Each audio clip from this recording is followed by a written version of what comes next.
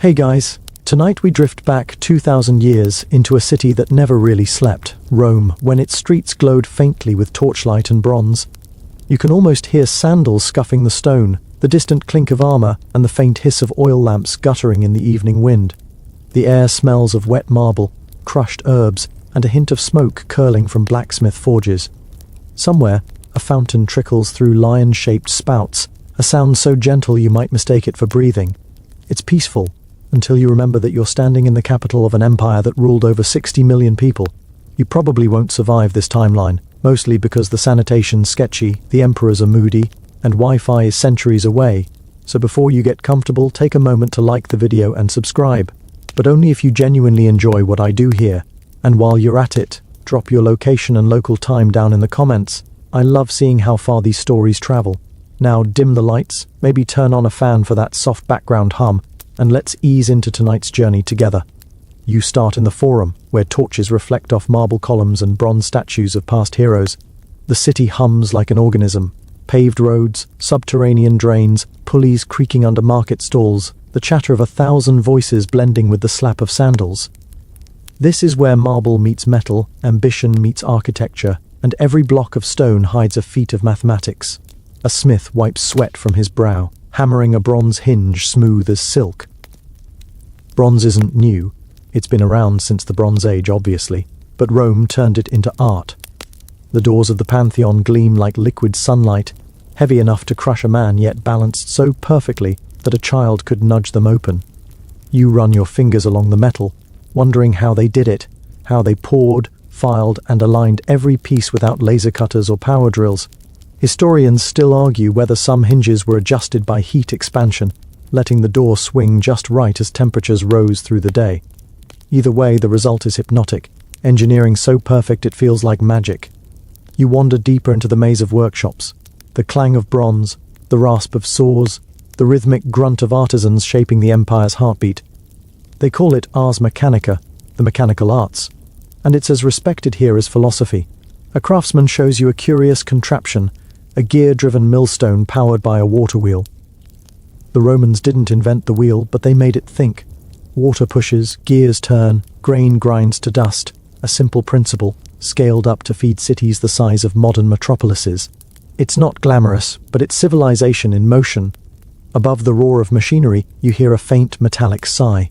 You follow the sound and discover a pipe made of lead, plumbum, where the word plumbing comes from. It's smooth, slightly sweet-smelling, and it runs under nearly every block. The Romans used lead freely, convinced it was the most advanced material ever. And to be fair, it was. Flexible, durable, resistant to corrosion.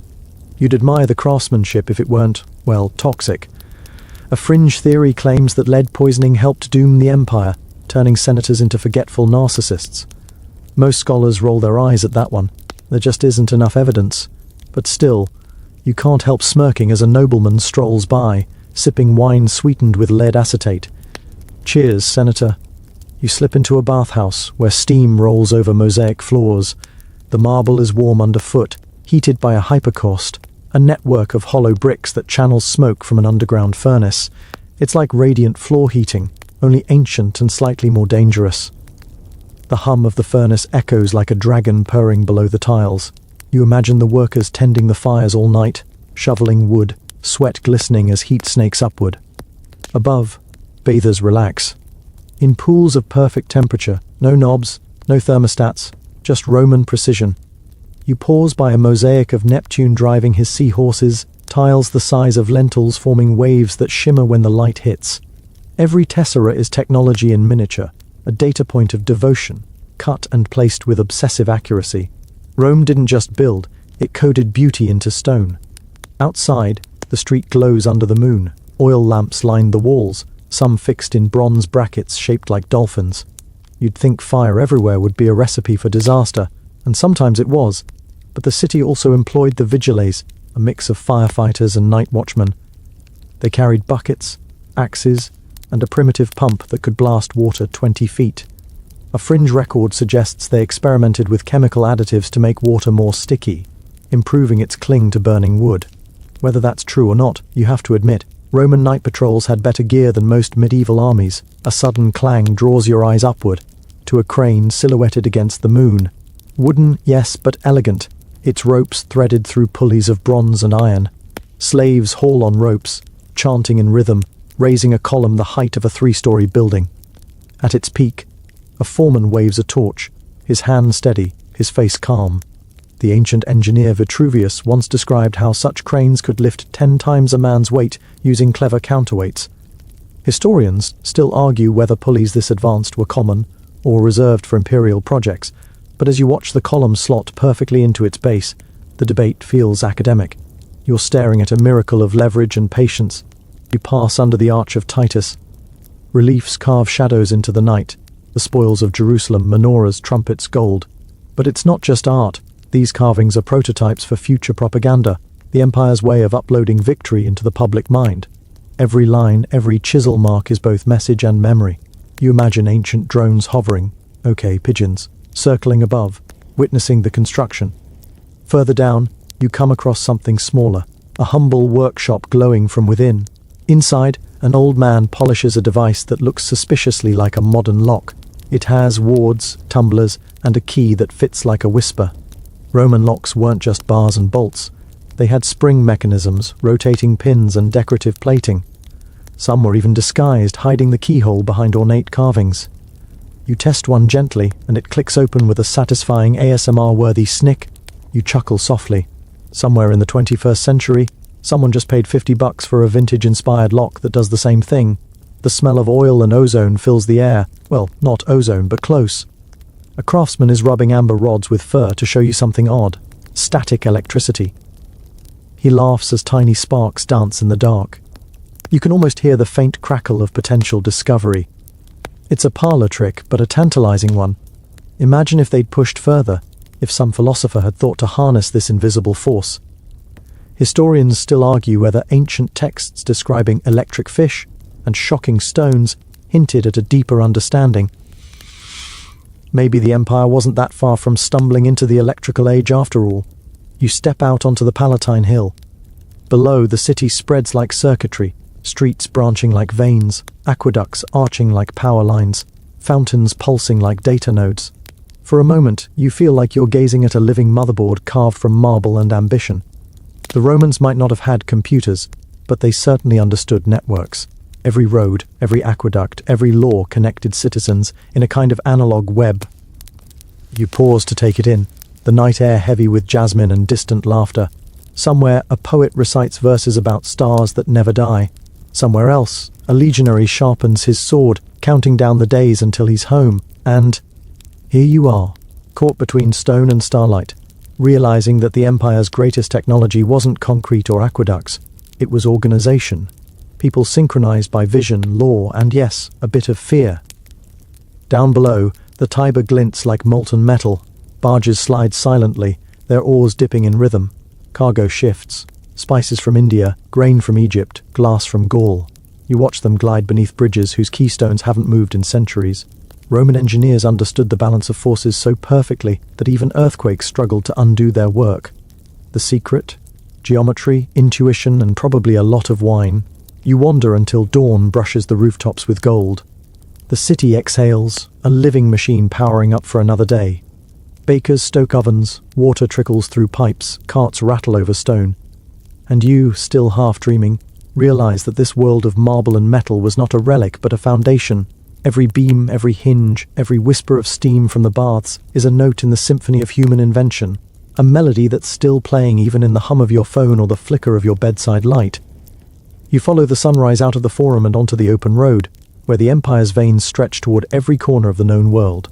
You can smell dew on the gravel and faint smoke from a baker's cart, as the light spills over rows of stone that look as though they were poured from the sky itself.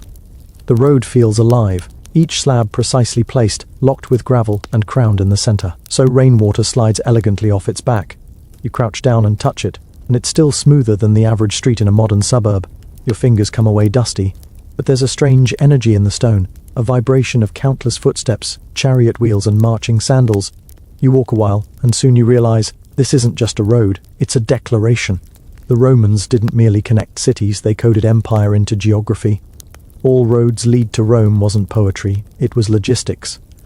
Over 400,000 kilometers of meticulously engineered pathways stitched together continents, so precisely graded that many are still used today, quietly repaved by engineers who follow the same lines drawn by legionary surveyors 2 millennia ago. A caravan passes by, mules clinking with bronze bells, traders wrapped in dusty cloaks, and a soldier riding behind to keep the peace.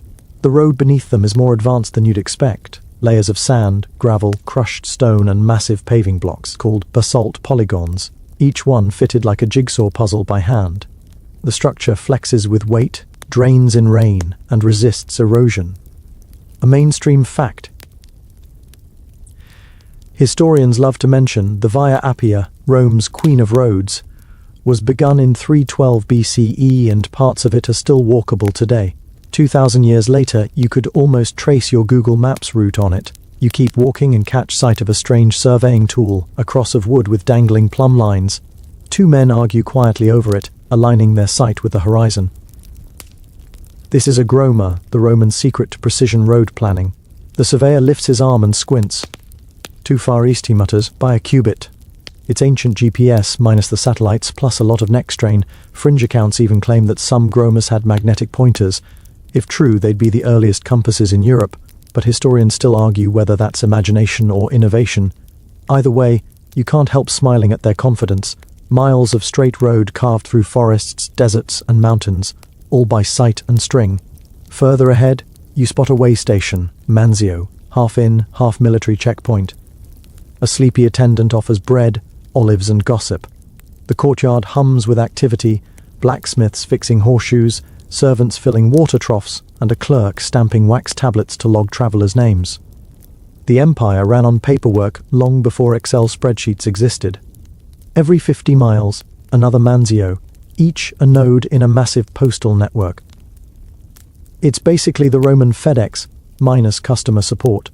You find yourself trailing a courier, a wiry man with a leather satchel, sandals worn to transparency. He jogs, not walks, between milestones carved with cryptic Roman numerals.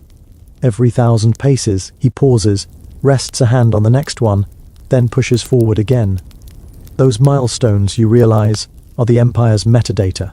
Precise measurements carved into stone, recording not only distances but who built and maintained each section.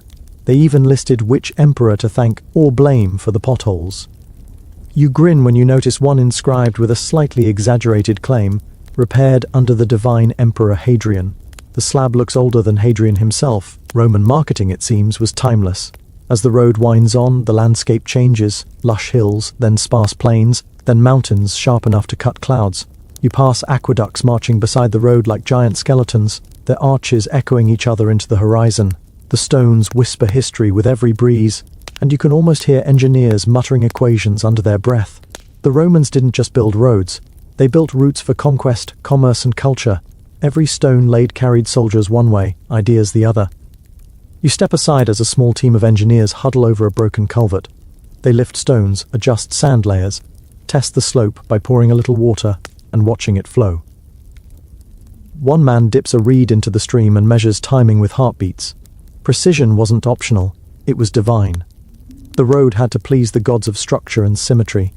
You think of modern road crews with orange cones and traffic lights and realize these ancient ones worked faster, straighter, and maybe cleaner, without GPS, asphalt, or air conditioning. A donkey brays somewhere behind you, and you turn to find a merchant selling curiosities. One object gleams on his cart, a miniature model of an odometer, a wooden contraption with gears inside. He claims it counts wheel rotations to measure miles. Fringe collectors love this story, and though historians still argue whether the odometer was truly Roman or just a later myth, the idea fits perfectly with their obsession for measurement. You put this behind a cart, the merchant says proudly, and it clicks every mile. You imagine the empire ticking forward like that, mile by mile, revolution by revolution, until even the gods grew tired of counting. As the afternoon heat climbs, you notice how cleverly the roads handle it. The black basalt doesn't crack. Instead, it reflects sunlight in a dull sheen. In some places, the edges are lined with white stones to guide night travelers, glimmering like low stars when the moon rises. Rome, you realize, didn't stop thinking once the sun went down. You reach a fork where the road splits, one arm leading to Ostia by the sea, the other toward the mountains. A marble signpost points the way, its lettering crisp despite centuries of wear. You run your hand across the Latin words. To Brundisium, 360 miles. That's where legions embarked for Greece and Egypt. The smooth groove from countless travelers' fingers matches yours perfectly. You're one more ghost on an endless journey.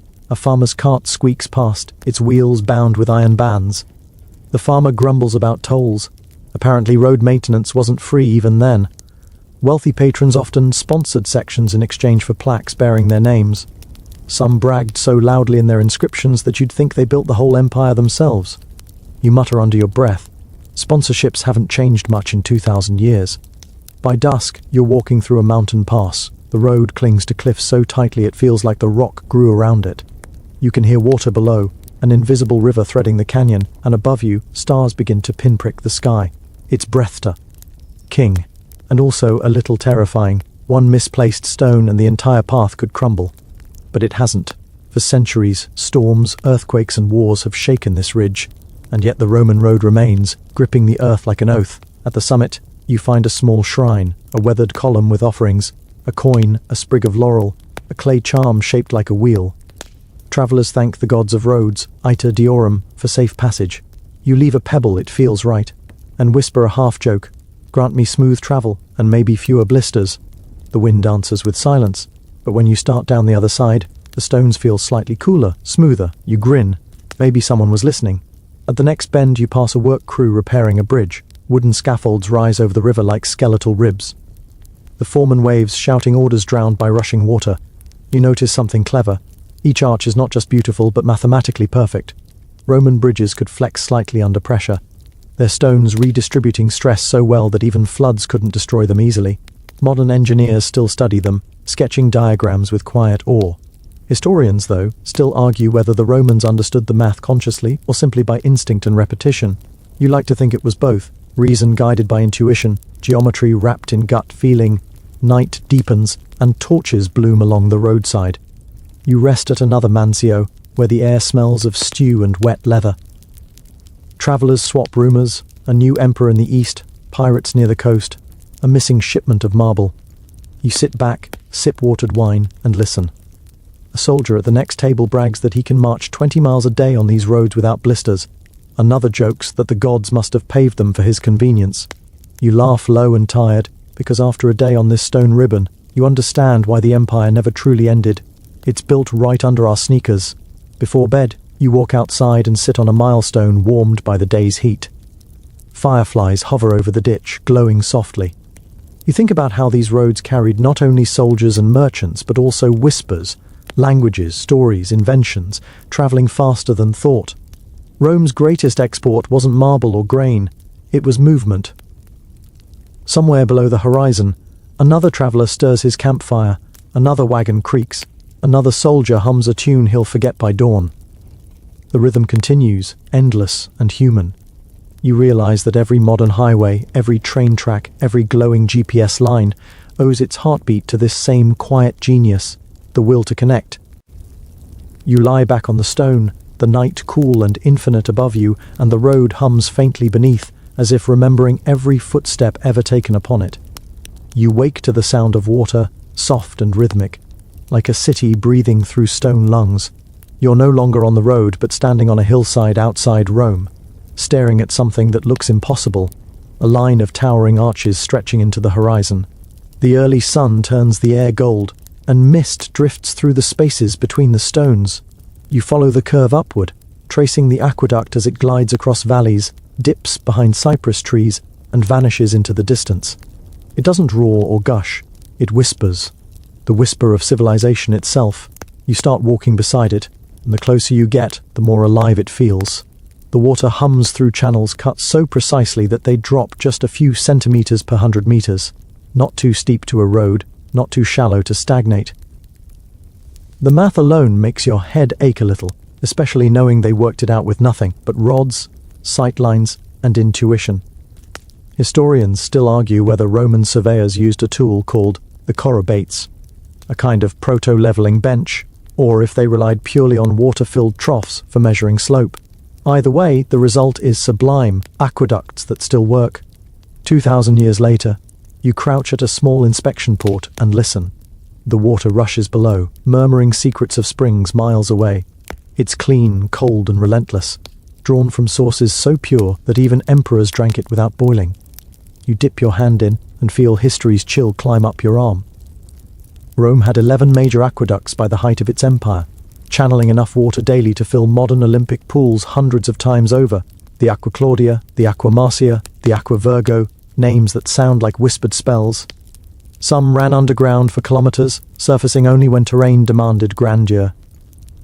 You follow one to where it emerges, its arches stepping gracefully across a ravine. A shepherd tends his sheep below, and the water sings above him. The Romans believed this was balance made visible, nature elevated into architecture. You descend into the city again, tracing the aqueduct's path as it slides invisibly beneath streets, behind walls, and through public fountains. You start hearing it before seeing it, gurgles, drips, little bursts of sound escaping grates in the pavement. When you finally reach a fountain, it's a spectacle. Marble basins carved with dolphins, spouting jets that sparkle in the sun. A child leans in, scooping handfuls to splash a friend, while a woman fills her jug with the same water that passed over those faraway hills. And you realize this was the empire's quiet miracle, fresh water everywhere, all the time.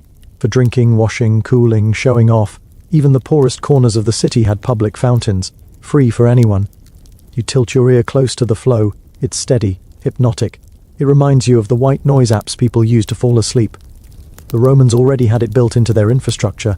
Nearby, a man is repairing a pipe. You lean closer and notice its lead again. He shapes it by hand, heating and bending it into perfect rings, sealing joints with molten tin. The skill is mesmerizing. He tells you the pipes are stamped with the name of whoever owned the water connection. Yes, even plumbing was personalized. Wealthy patrons had their initials embossed right into the infrastructure, like influencers etching their usernames into history. You step back and nearly bump into a statue of a nymph pouring a jug, the water cascading into a tiled basin. The mosaic floor beneath glitters with shells and coral, depicting sea creatures so lifelike you half expect them to wriggle. The water sparkles around your sandals. You feel an odd calm here, like standing inside a heartbeat. But not all aqueducts were so peaceful. Further down the slope, near the outskirts, you find an inspection tunnel where maintenance crews once crawled through to scrape away mineral buildup. They called it opus signinum, a kind of waterproof cement made from crushed pottery and lime. The Romans invented it to keep leaks sealed tight. You imagine the workers down here centuries ago, torchlight flickering off damp walls, the air thick with mineral dust and sweat. One jokes that if they ever stop working, the whole city will dry up. He's not wrong. At one point you see graffiti scrawled in Latin. Lucius was here, and the water ran clear. You grin. Plumbing humor hasn't changed. As you emerge into the light again, you notice something new, a small circular tower near the aqueduct, water streaming through multiple exits. This is a castellum divisorium, the distribution hub where incoming flow splits to serve different parts of the city. Inside, bronze gates and regulators balance pressure. You watch the system in action. It's breathtakingly simple and brutally effective. Each channel is angled, tuned, and calibrated. The Romans even used sedimentation tanks to let silt settle out before sending the water forward. Environmental engineers today still nod approvingly when they study the design, and then you remember, this all runs without electricity, without pumps, just gravity. The empire's greatest ally was slope. You stroll toward the baths of Caracalla, following the water's journey to its destination. By the time you arrive, steam rises like mist from another world. The bath complex sprawls like a marble city, pools, gyms, gardens, libraries, all powered by the aqueduct's steady heartbeat. You walk inside, and the echo of dripping water is everywhere, amplified by domes so tall your neck aches from looking up. You step into the caldarium first, where heat rolls through the air in shimmering waves. Beneath your feet, hollow bricks carry hot air from a furnace, just like the bathhouse you saw before. But this is on an imperial scale. The marble glows faintly with warmth, the steam curls around your skin. The sound is pure tranquility, splashing, soft laughter, whispers echoing off stone. You can't help thinking, this is ancient spa culture perfected. You move into the tepidarium, the lukewarm chamber, where the air is heavy and still. The water flows through bronze taps. The floor mosaics depict dolphins, and the acoustics turn every drop into music. You sit for a while, eyes half closed. Somewhere, someone strums a lyre. Someone else complains about taxes. Civilization sounds oddly familiar. Then you hear something stranger, a faint metallic click from behind a wall. You peek through a service archway and find maintenance workers adjusting valves made of bronze and leather seals. The Romans controlled temperature by redirecting flow between different cisterns, basically a mechanical thermostat. Historians still argue whether these valves were automated or manually tuned each day, but the fact they even existed is wild enough. You step out into the open air again, passing under an archway dripping with condensation. Outside, slaves refill cisterns with buckets, and the sound of rushing water fades into the background hum of the city. Everywhere you turn, water moves. It's in fountains, baths, gutters, even the kitchens of the wealthy.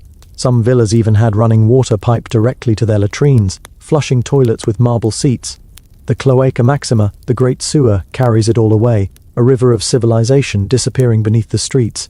You peer down one of the stone vents and hear the distant rush far below. It's strangely soothing. You've never been so relaxed, staring into a sewer. You keep walking, following the faint vibration underfoot. The city feels alive, pulsing, circulating. You pass a fountain where an old man fills amphorae to sell later. He grins, telling you that some people believe the water from different aqueducts tastes different. Aqua Claudia for strength, Aqua Virgo for beauty. He swears by it, and honestly, you kind of want to believe him. Further along, in the shade of a fig tree, you find a scholar sketching the flow of an aqueduct in the dust. He tells you Rome's water supply is more than luxury, it's identity. It separates Rome from the wilderness. Where water flows, he says, there is Rome. His stylus scratches symbols into the dirt, a map of arteries and veins. Lose this, he adds quietly, and you lose the empire. You sit beside him for a moment, watching the dust swirl as a breeze passes. The city hums in the distance. Somewhere, a new fountain has just been turned on for the first time, water bursting into sunlight. You close your eyes, and all you can hear is the endless, soothing rhythm. Water over stone, echoing through tunnels, coursing through history like a heartbeat that never stops. You lean against the aqueduct's cool stone, listening to the distant trickle fade, and then your hand brushes something rougher, walls that seem to breathe with age. You look up to see the faint orange light of dawn glinting off a temple facade, and suddenly you're aware of another marvel all around you, the city itself, standing on bones of concrete that refuse to die. The street beneath you is paved with history, but the true miracle is what holds it together. The Romans called it opus caementicium, a strange volcanic blend that doesn't just endure time, but seems to defy it. You crouch and run your fingers along a cracked curb. The texture is gritty, flecked with small bits of stone and ash. It should have crumbled centuries ago, and yet it feels stubbornly alive, like it's healing under your touch. The secret, you soon learn, lies in what you can't see. Roman concrete wasn't like the modern kind. Ours depends on Portland cement that weakens when exposed to water. Theirs loved the stuff. They mixed volcanic ash from Pozzuoli with lime and seawater, and the chemical reaction created crystals called stratlingite and aluminous tobermorite, minerals that kept growing even after the mixture had hardened. Modern chemists are still astonished by this. Historians still argue whether the Romans knew exactly what they were creating, or if it was a happy accident of geography and luck. Either way, their buildings didn't just resist decay, they actively repaired themselves. You start walking, your sandals clicking softly on cobblestone. The walls that line the street shimmer faintly in the early sun. Some date back to the Republic, others to emperors whose names have turned to dust. And yet, their structures endure. You glance toward the Colosseum in the distance, half ruin, half monument, and realize that even its broken edges have the stubborn beauty of survival. You remember the first time you saw modern concrete crack within a decade and can't help but chuckle. Rome would have fired the contractor. As you wander, you come across a construction site, or rather, a reconstruction site. Slaves and artisans are rebuilding part of a collapsed warehouse near the Tiber. A foreman, his tunic dusty, gestures for you to step back as he pours a new batch of the greyish mixture into a wooden frame. You watch as it sets around chunks of broken brick, shards of marble, even old amphora pieces. It's recycling, 2 millennia before sustainability became trendy. The air smells of lime and smoke. One worker mixes the concoction in a pit, stirring it with a wooden pole until it hisses faintly. Another adds volcanic ash, his hands grey to the wrist. The slurry bubbles gently, almost alive. Be careful, the foreman warns with a grin. It remembers. You're not sure if he's joking. When the mixture is poured, it begins to set in layers, each one fusing with the next like pages glued into a timeless book. Roman builders didn't just dump concrete, they shaped it with care, sandwiching it between stone facades or bricks to give texture and strength. When you touch a finished wall, it feels strangely organic, neither cold stone nor soft clay, but something in between. You walk to the edge of the Tiber and find the piers of an old bridge rising from the water. The lower parts gleam faintly in the sunlight, slick with algae yet still solid. Historians recently discovered that when Roman concrete met seawater, the reaction deepened, forming new minerals that sealed cracks. You smile, imagining the empire's builders giving a wink to Poseidon and saying, "Try eroding this." Nearby, a small shrine stands half hidden under ivy. Its brickwork is ancient but still true, not a single bulge or tilt. A boy tends a candle there, telling you that his grandfather says the concrete is blessed. You look closer at the joint seams, tiny fissures spider across the surface, but each one is filled with lighter material. It's the self-healing at work. Nature might take a bite, but Rome quietly bites back. You cross into a courtyard where masons are preparing the framework for a new temple. There's geometry everywhere, chalk lines, wooden rods, bronze plumb bobs swaying in the morning breeze. One architect explains his process.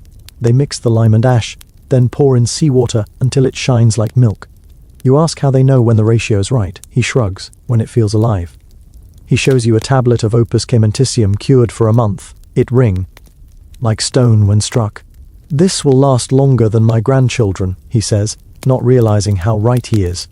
You turn toward a half-finished dome nearby, and the sight steals your breath. Workers scurry up scaffolds made of timber, their hammers tapping like heartbeat echoes. The curvature isn't perfect yet, but you can sense the plan, the rhythm, the symmetry. The air thrums with ambition.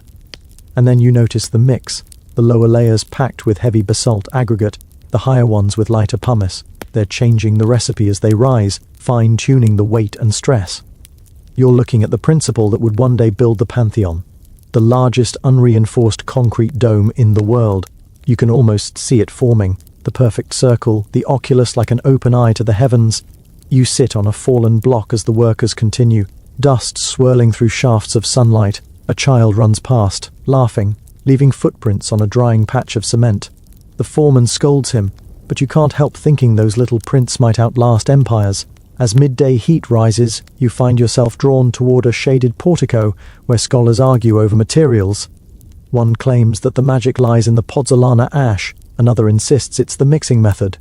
They debate with the fervor of philosophers discussing immortality. Concrete is Rome's soul, one declares. When it sets, so does the will of the people. You half expect applause. They show you a curious experiment, a small bowl filled with seawater and lime dust. Tiny bubbles rise, forming crystals that glint like frost. You lean closer. It smells faintly of eggs and volcanoes. "See," one says proudly, "the gods themselves stir the mix." You can't help smiling. For all their rational engineering, Romans still saw divinity in chemistry. And maybe they were right. When the mixture hardens, it doesn't just stop, it evolves. Modern scientists have examined samples under microscopes and found tiny fissures filled with new minerals, proof that the concrete grows to heal itself. The process might take decades or centuries, but it's steady, eternal, like time itself setting in stone. You step outside again, blinking against the bright afternoon light. Across the river, buildings shimmer, each one a layered hymn of lime, ash, and ambition. You pass a warehouse wall pitted by centuries of floods. Instead of collapsing, it seems to have strengthened, the scars filled with lighter streaks where water once trickled. It's a strange comfort. Even in decay, Rome repairs itself. A fisherman waves from his boat, calling out that the bridge above him was already old when his grandfather's grandfather was young. You shout back, asking if he trusts it. He laughs. "Of course, it will stand until Jupiter tires of holding up the sky." By twilight, you climb a hill overlooking the Forum. Below, domes and arches glow golden. The Pantheon catches the last sunlight, its facade serene. You walk closer, drawn by an unseen pull, and step inside. The vast dome opens above you like the world's calmest storm. Sunlight slants through the oculus, a perfect circle 30 feet wide, and paints the interior in liquid gold. You tilt your head back, dizzy with wonder. That concrete dome weighs thousands of tons, yet it floats like a bubble.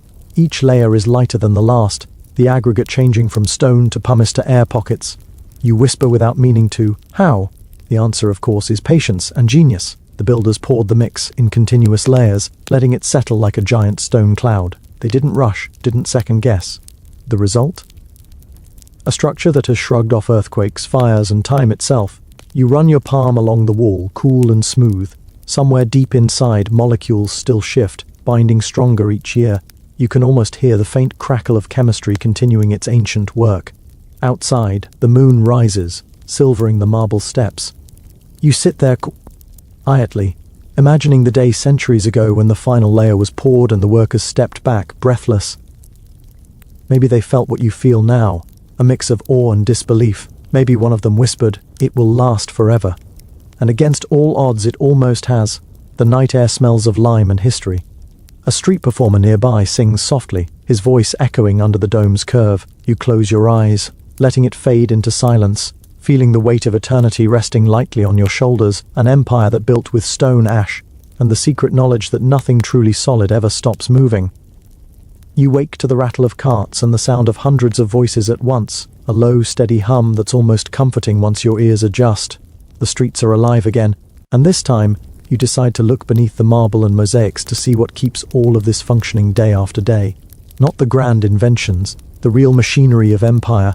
You walk along the Via Sacra, the main artery through the Forum, and you start noticing things you didn't before. The same vendors showing up at the same stalls every morning, the way a clerk sweeps his doorway twice in exactly the same pattern, the endless shuffling of documents from one official to another. It's not chaos, it's choreography. Rome doesn't just exist, it runs everywhere. Someone is measuring, recording, counting. A tax collector weighs grain, jotting notes on a wax tablet with a stylus so sharp you can hear it scratch.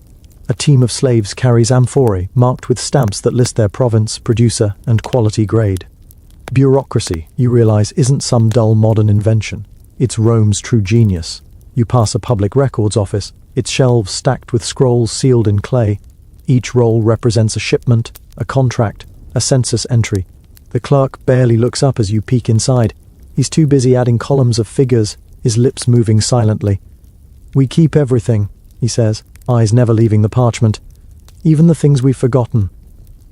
He chuckles softly, and you can't tell whether that's pride or exhaustion. Outside, a boy runs by with a message tube slung over his shoulder, the ancient world's email courier. He darts through the crowd, vanishing into an alley lined with tabernae, shops and workshops that form the empire's middle gears. You follow the sound of hammers and see blacksmiths, potters and money changers working side by side. The rhythm of labor fills the air, a kind of industrial music that makes the whole district pulse. The blacksmith wipes soot from his brow and tells you he's working on iron nails for shipbuilding. You watch him forge each one red hot and perfect. It seems tedious, but then he points out that every nail, every rivet, has to meet exact standards or the whole structure fails. "The gods love symmetry," he jokes, tossing a finished piece into a bucket of water with a hiss. Or at least the inspectors do. You keep walking and find yourself at the aerarium, the state treasury. Two guards stand outside, their armor gleaming, their expressions bored. Inside, officials count coins with terrifying precision. The room smells like copper and parchment. One of them explains that every coin is catalogued by weight and mint mark. "We don't just pay soldiers," he says. "We record how they're paid, where and why." You glance around and realize the empire is a spreadsheet, long before spreadsheets existed. Historians still argue whether Roman bureaucracy was genius or suffocation. You can see both sides. On one hand, it kept the provinces synchronized. On the other, it buried some innovations under a mountain of red tape. But it worked. For centuries, you pause by a courier stable where the imperial postal system, cursus publicus, keeps its horses. The smell of hay and leather fills the air. Bronze medallions hang from the walls, each marking a distance milestone. Couriers grab fresh mounts and dash out toward every compass. The roads you walked before were their lifelines, maintained by an army of surveyors and local contractors. It's a machine, and everyone here is a cog, but an indispensable one. As you watch, a messenger thunders off toward the horizon, a trail of dust following behind. He carries an official order sealed with the emperor's signet ring, a scrap of wax and parchment capable of moving legions. You imagine how that feels, knowing your footsteps ripple across continents.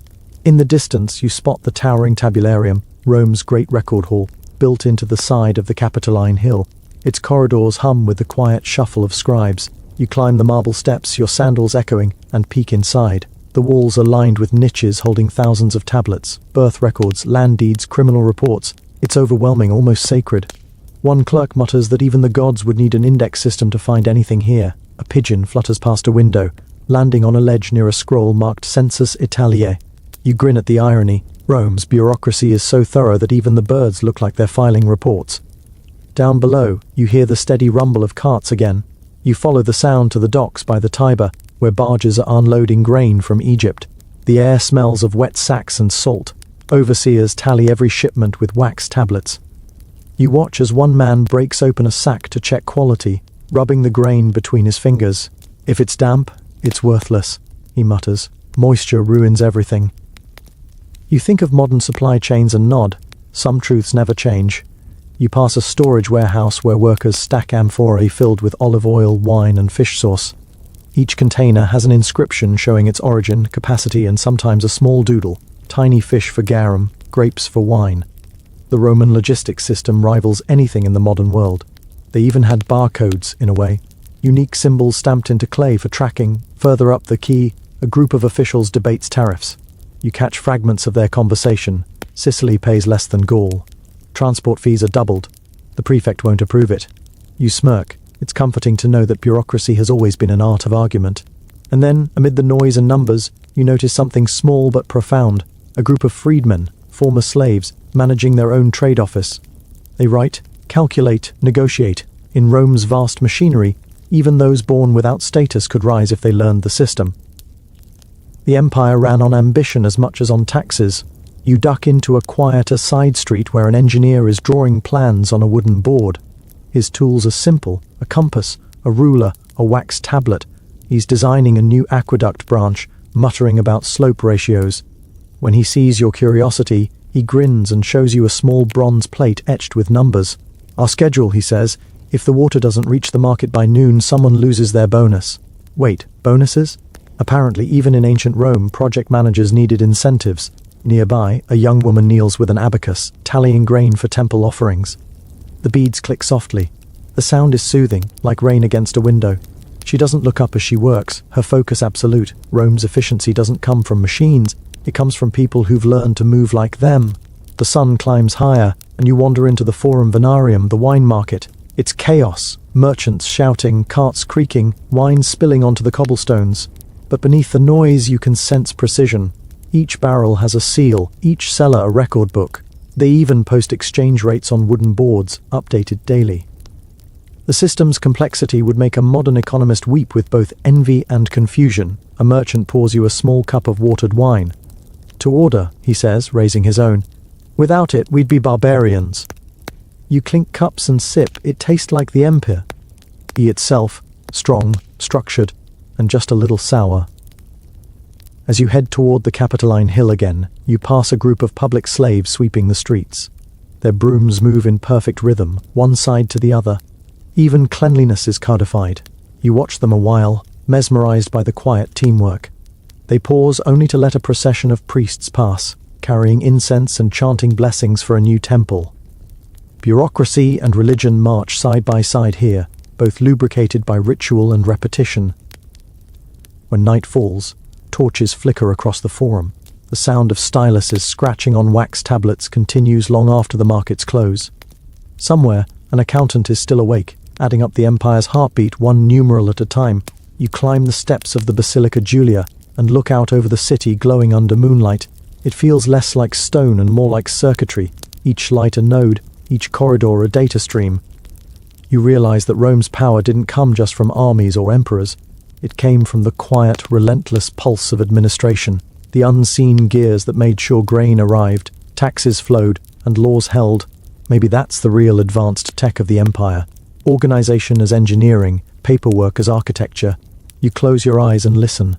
The rustle of parchment, the creak of carts, the shuffle of sandals on marble. It's the sound of an empire humming in perfect mechanical rhythm, ancient, imperfect, and utterly human. You blink awake to find the faint red glow of dawn touching the tops of tiled roofs, and somewhere above you, a slow clatter builds to a thunder, iron striking iron, water gurgling, gears grinding in rhythm. Rome is waking up not just to markets and paperwork, but to motion. The empire hums with machines. Not computers or engines, though you can't shake the feeling they'd have invented both if given 2 more centuries, but a web of cunning contraptions that make life feel almost futuristic. You walk toward the sound, following the slope of the Aventine Hill until you reach a mill complex on the Aqua Triana aqueduct line. The air tastes of damp stone and crushed grain. Workers move like clock hands, steady, predictable. One nods as you approach, and gestures toward the giant wooden wheels spinning steadily in a narrow channel. Water gushes through, hitting the paddles with enough force to make the timbers hum.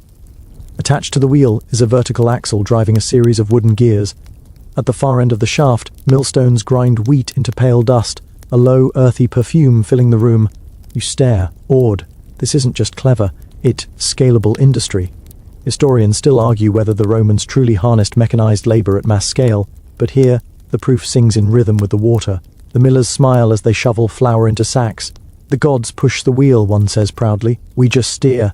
And yet you know it's not divine power, it's hydraulics. The aqueducts that once impressed you for their grace are now working overtime as industrial arteries driving water to mills, baths, even small factories.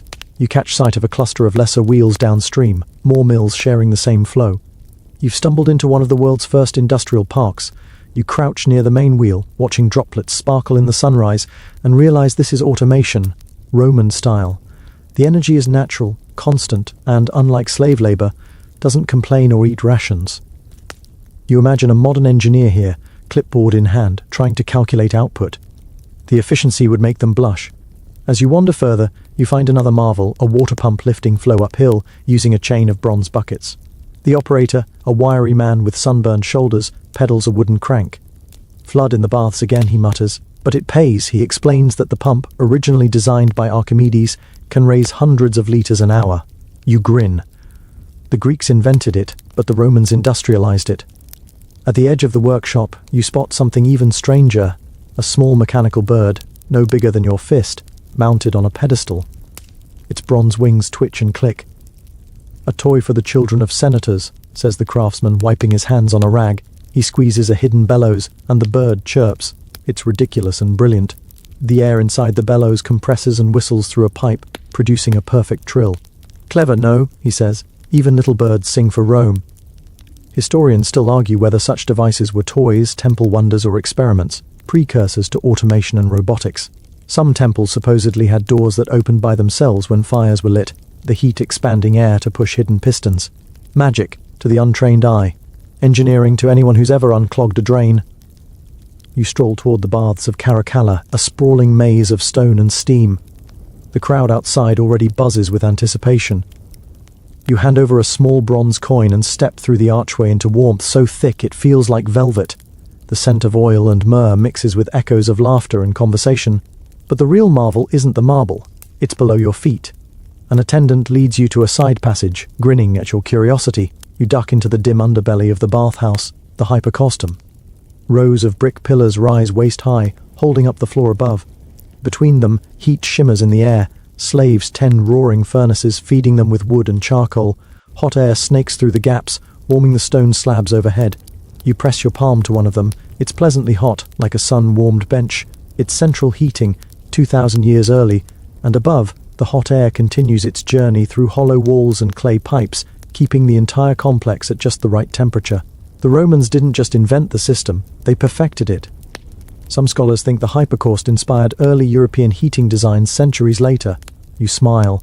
The empire's warmth lingers in more ways than one. You climb back up to the bathing floor. Steam curls in from the caldarium, where sunlight filters through thin panes of translucent marble. People soak, debate, and gossip in equal measure. You sink into the water, feeling your muscles uncoil, and glance at the ceiling. Small glass windows scatter the light like stars. The water's temperature is constant, the air pleasantly humid, the acoustics soft and echoing. It's ancient wellness engineering. You joke quietly to yourself, Rome, where the Wi-Fi's bad, but the spa game's unbeatable. As you leave wrapped in a borrowed linen cloth, you notice a room with an entirely different purpose. Rows of men sit at tables, sharpening styluses and carving wax tablets. It's a design office, the Imperial Officina Fabrica, where engineers draft blueprints for weapons, bridges, and machines. One man waves you over and proudly shows a sketch of a hydraulic saw. The drawing shows water turning a wheel which drives a toothed blade up and down. Cuts marble faster than 10 men, he says. You nod, thinking early automation again. You ask him if it actually works. He shrugs. Sometimes the water must be perfect. And then he adds, half joking, historians will argue about it one day. From there, you're drawn toward the docks where another kind of machine rules, the Roman ship. You board a grain freighter moored near the shore, its hull broad and sturdy. The captain, a leathery veteran with a missing tooth, invites you aboard with a grin. She's old, but she sails herself, he brags, pointing toward a massive steering oar connected to ropes and pulleys. One man can guide her with a flick. Below deck, you see the heart of it, a clever network of winches, pulleys, and counterweights for raising cargo. They use block and tackle systems perfected by earlier engineers, but scaled up for empire-sized logistics. You help haul a crate just to test it, surprisingly easy. The sailor laughs. See? Rome builds smarter, not harder. As the ship prepares to sail, you notice something curious near the bow, a tiny bronze statue of Neptune that doubles as a pressure valve. When the bilge floods, water rises through the hollow figure and trickles from its mouth, warning the crew. Our god spits when we're sinking, the captain chuckles. It's both superstition and sensor technology. Later, back on land, you wander through a smaller workshop, a tinker's paradise filled with gears, chains, and lenses. The craftsman inside is obsessed with improving the odometer, a device that counts distance using wheels and pebbles dropping into a box. He demonstrates it as the cart moves, gears turn, and after each full rotation, a pebble clicks into a jar. 10 miles later, 10 pebbles. It's the ancestor of your car's dashboard counter. You grin. And if it breaks, he shrugs. Then you guess, like everyone else. Outside, twilight paints the city in molten gold. From a high terrace, you can see aqueducts snaking into the distance, windmills creaking, fountains burbling in perfect synchrony. You realize the empire isn't just marble and might, it's motion, all synchronized by a kind of analog intelligence. You stop by a small tavern as night deepens. Inside, a drunk man is bragging that he's seen a chariot powered by fire. The others laugh, but he insists it's real, some tinkerer in Alexandria who captured steam in a sealed sphere that spun on its own. You raise an eyebrow. He's describing Hero of Alexandria's Aeolipile, the first steam engine. You picture it, a bronze globe rotating on jets of vapor. It's a toy, yes, but also a prophecy. Historians still argue whether the Romans could have industrialized with such technology if economics, or imagination, had pushed a little harder. You sip your wine, imagining a Rome of steam chariots, gear-driven factories, maybe even airships drifting over the Forum. But then you remember what you've seen today. They didn't need steam. They had water, gears, wind, and ambition. The empire ran not on electricity, but on ingenuity. As you step out into the cool night, the stars flicker faintly over the rooftops. Somewhere far off, you can still hear a mill turning, steady and faithful. The city breathes with its machines, never fully asleep, never still. You smile, thinking, for all our modern progress, maybe we're still catching up. The next morning, the light in Rome looks different, softer, filtered through a haze of wood smoke and dust that makes the city seem half dream, half engine. You stir, hearing a faint metallic jingle, and realize you're lying near the base of a legionary camp. Men are tightening armor straps, sharpening blades, and laughing with the weary calm of people who've seen too much, and yet expect to see more. Today, you're not among merchants or scholars. You're walking into the living machinery that kept the empire's borders intact, the Roman military. A centurion spots your curious stare and waves you over. His voice is gravel and authority. You want to see order? Follow me. You do, because really, who says no to a man with a plumed helmet and a sword that looks freshly polished enough to reflect your own nervous face? Inside the camp, everything feels designed, not just built, engineered. Each tent sits precisely 15 feet apart, forming perfect lines like pixels on a grand tactical map. Roads run straight through the layout, one leading from the commander's tent to the main gate. Even the latrines are positioned downwind. You realize this isn't just military efficiency, it's infrastructure with armor. He gestures toward a rectangular pit near the edge of camp. We can set this whole thing up in 4 hours, he says proudly. A city that moves. And he's right. Every fort, from Britain's rain-soaked hills to Syria's sunburned dunes, is a clone of this design. Modular, portable, scalable, terms a modern engineer would drool over. You step closer to watch a team of engineers erecting palisades, hammering stakes into the ground in a rhythm that sounds suspiciously like a war drum. One of them pauses to drink from a leather flask, grinning. "We'll have walls before sunset, baths by tomorrow," he says. "Rome never waits."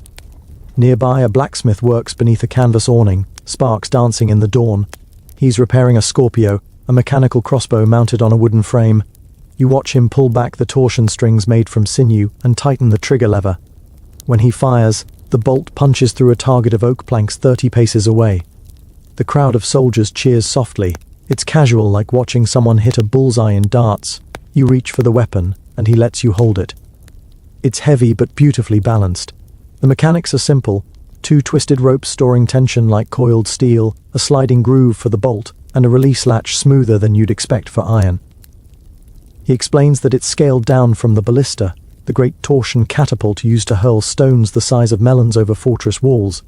Same idea, he says, less paperwork. He's joking, but you can tell there's pride behind the humor. These siege engines weren't improvised, they were standardized. Every legion carried its own construction corps, capable of building bridges, forts, siege towers, even entire ports.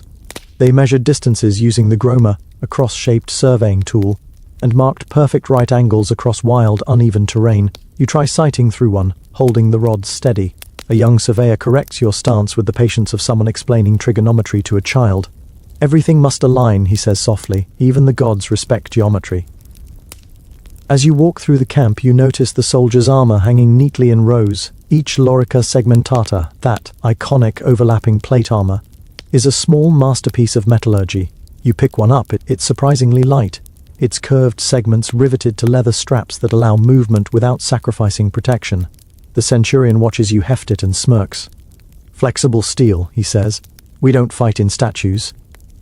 He explains that each soldier carries not just weapons, but tools, a pickaxe, shovel, saw, and stakes for building camp defenses.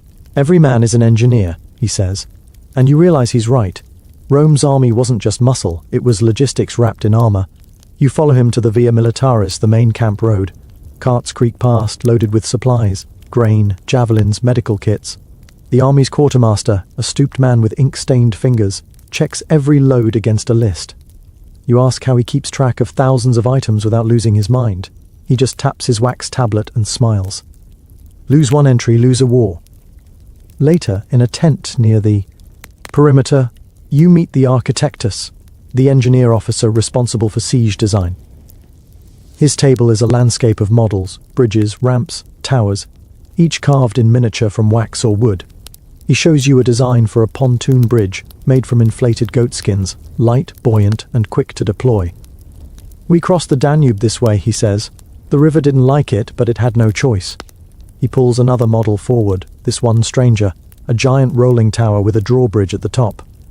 "We used this at Masada," he says, "frightened them into surrender before we even fired."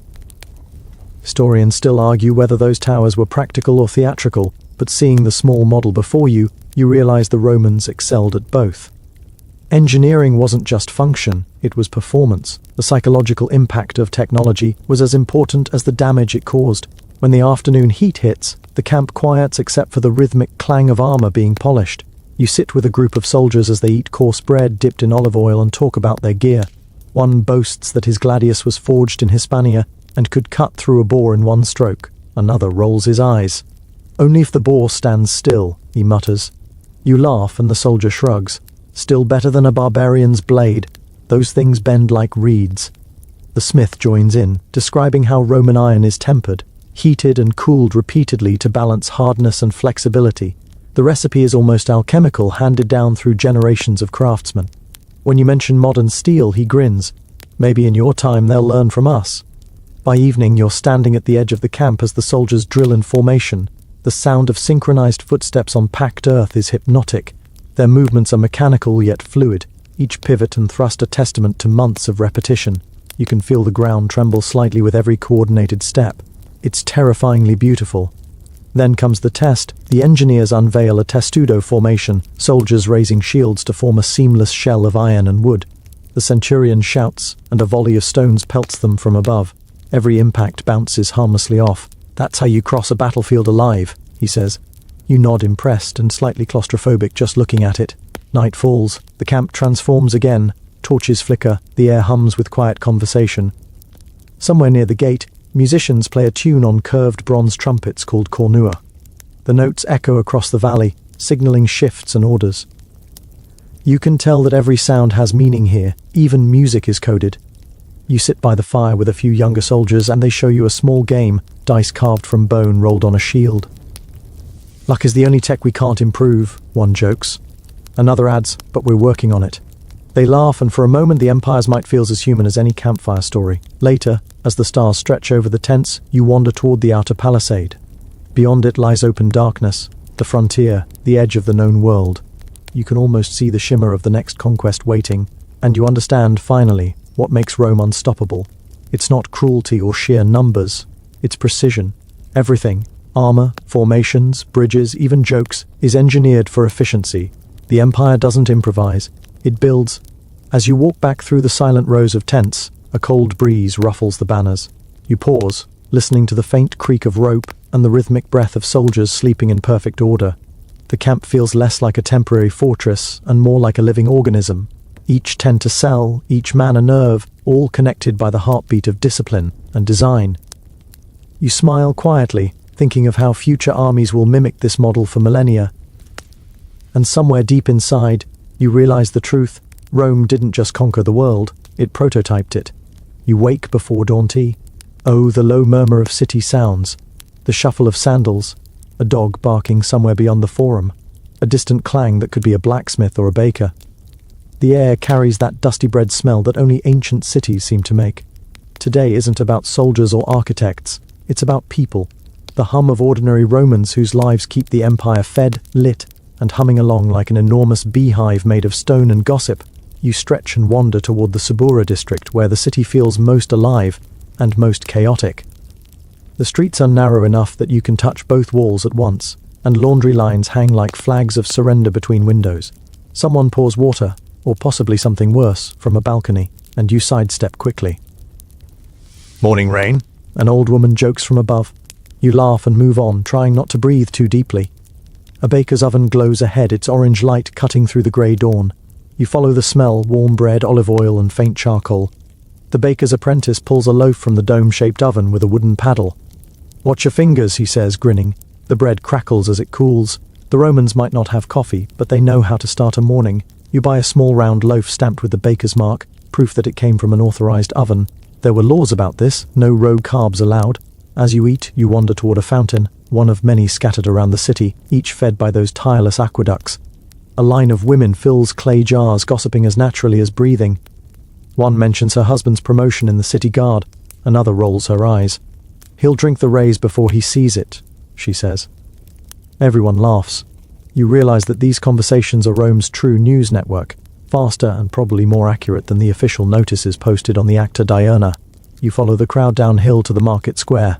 The sun finally breaks over the rooftops, lighting a scene of choreographed chaos. Vendors shouting, scales clinking, donkeys braying, children darting between stalls.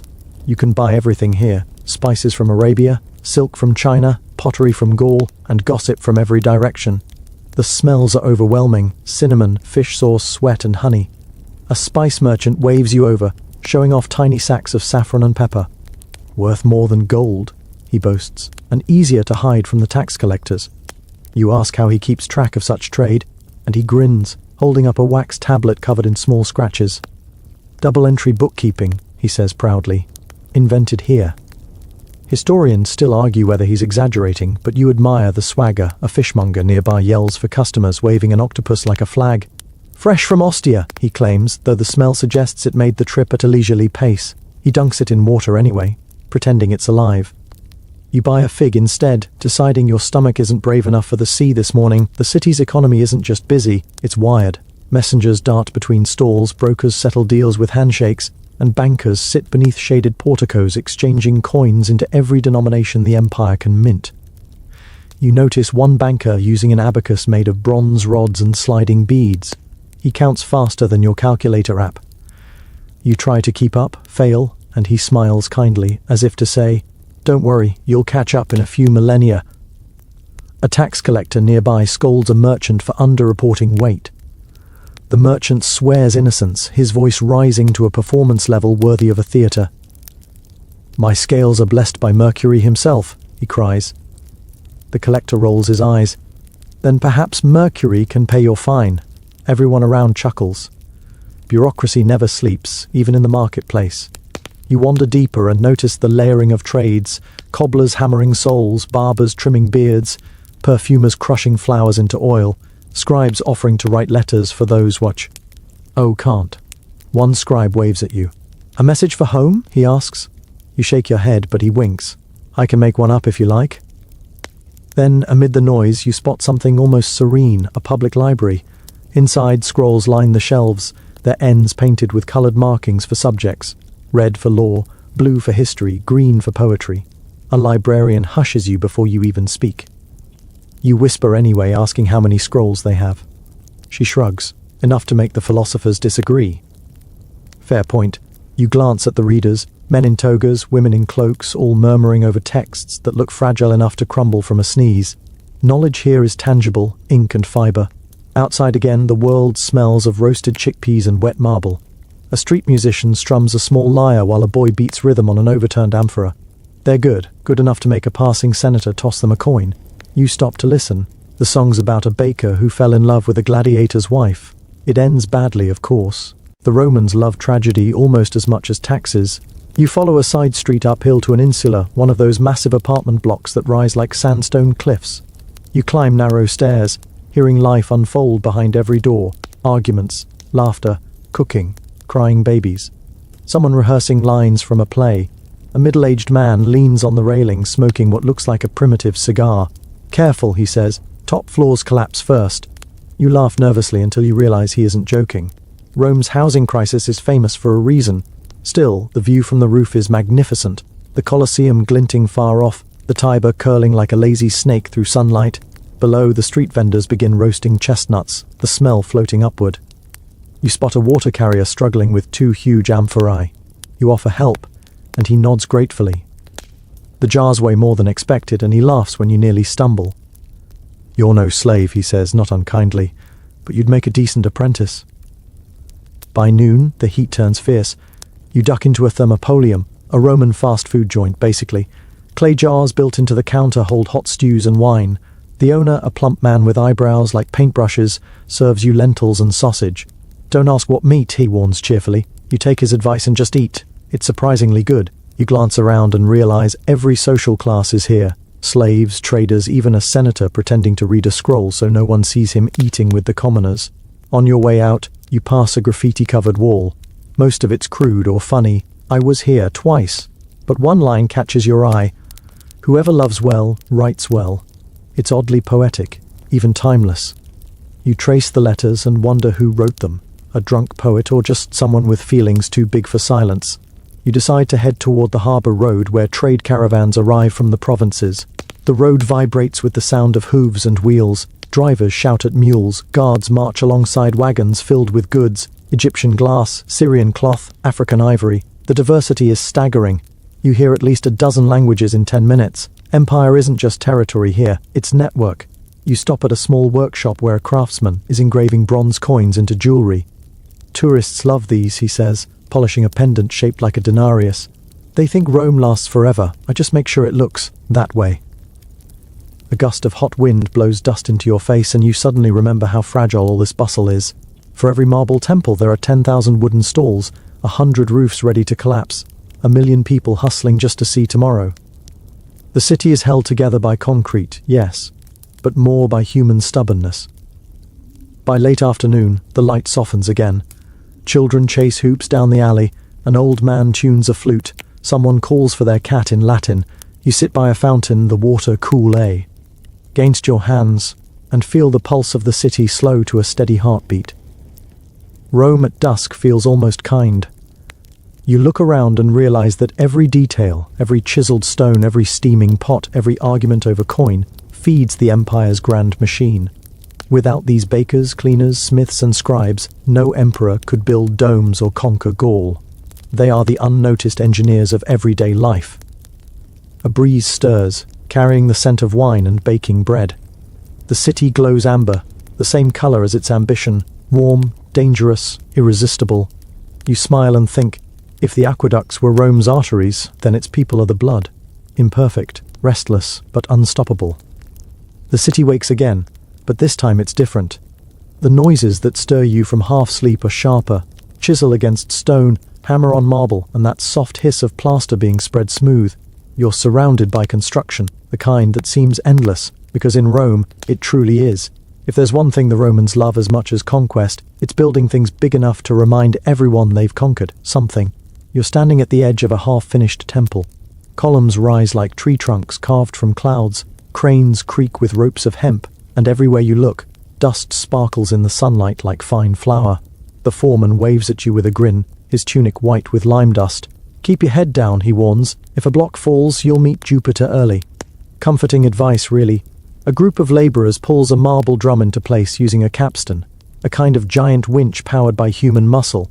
You can hear the rhythm of their chant, the grunts sinking with each turn of the rope. The capstan squeals, the block rises, and the foreman calls out something that sounds suspiciously like, "Don't die." You marvel at how they can lift stones heavier than cars with nothing but wood, rope, and geometry. You edge closer, fascinated. One worker shows you the trick: rollers beneath the stone, leverage with long iron bars, and the occasional smear of olive oil to reduce friction. It's primitive physics, but it works flawlessly.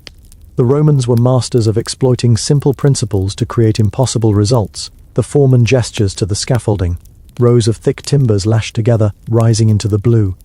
You ask how they climb safely, and he laughs. We don't. Then, seeing your face, he adds, "But the gods seem to like builders. We fall less than you'd think." At the next site, the noise shifts from brute construction to delicate art. Masons carve decorative friezes, their tools whispering over the marble surface. One pauses, blowing away dust to reveal a figure, an eagle with wings so detailed you can see the texture of each feather. He grins. 1,000 years from now, someone will still admire this, or complain it's too fancy. He's probably right on both counts. You stroll on, following the echo of hammers, until you reach a site so enormous it almost hums with its own gravity, the beginnings of the Colosseum. The skeleton of arches rises tier upon tier, and you suddenly feel small. Workers scurry across wooden scaffolds like ants, ropes swing, pulleys turn. The air smells of sweat, iron, and ambition. An overseer explains that they're using opus caementitium, Roman concrete.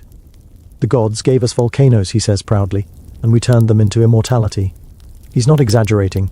You pick up a handful of the grey powder, volcanic ash, lime, crushed stone, and feel its grit.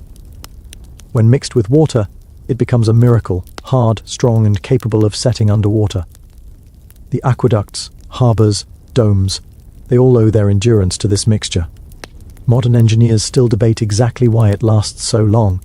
You walk through a completed archway, the sound echoing like a slow drum. "See that?" the overseer says, pointing to the keystone at the top. "That one piece holds the entire thing together. Take it out, and the world collapses." You can help but wonder if he's talking about Rome itself. As you wander, you notice that every building site feels like an orchestra. The engineers are the conductors, the masons and labourers the musicians, each with their own rhythm.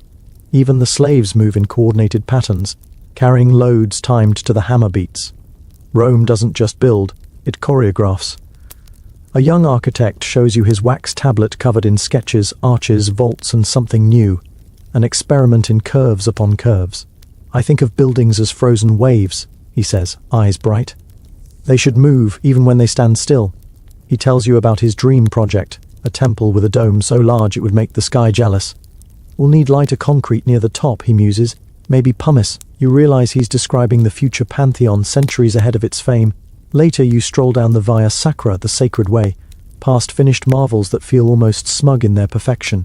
The temples gleam with polished marble, bronze doors shimmer in sunlight, and every pediment tells a story. Heroes, gods, victories. Even the paving stones beneath your feet are works of art, cut so precisely that rainwater disappears between them.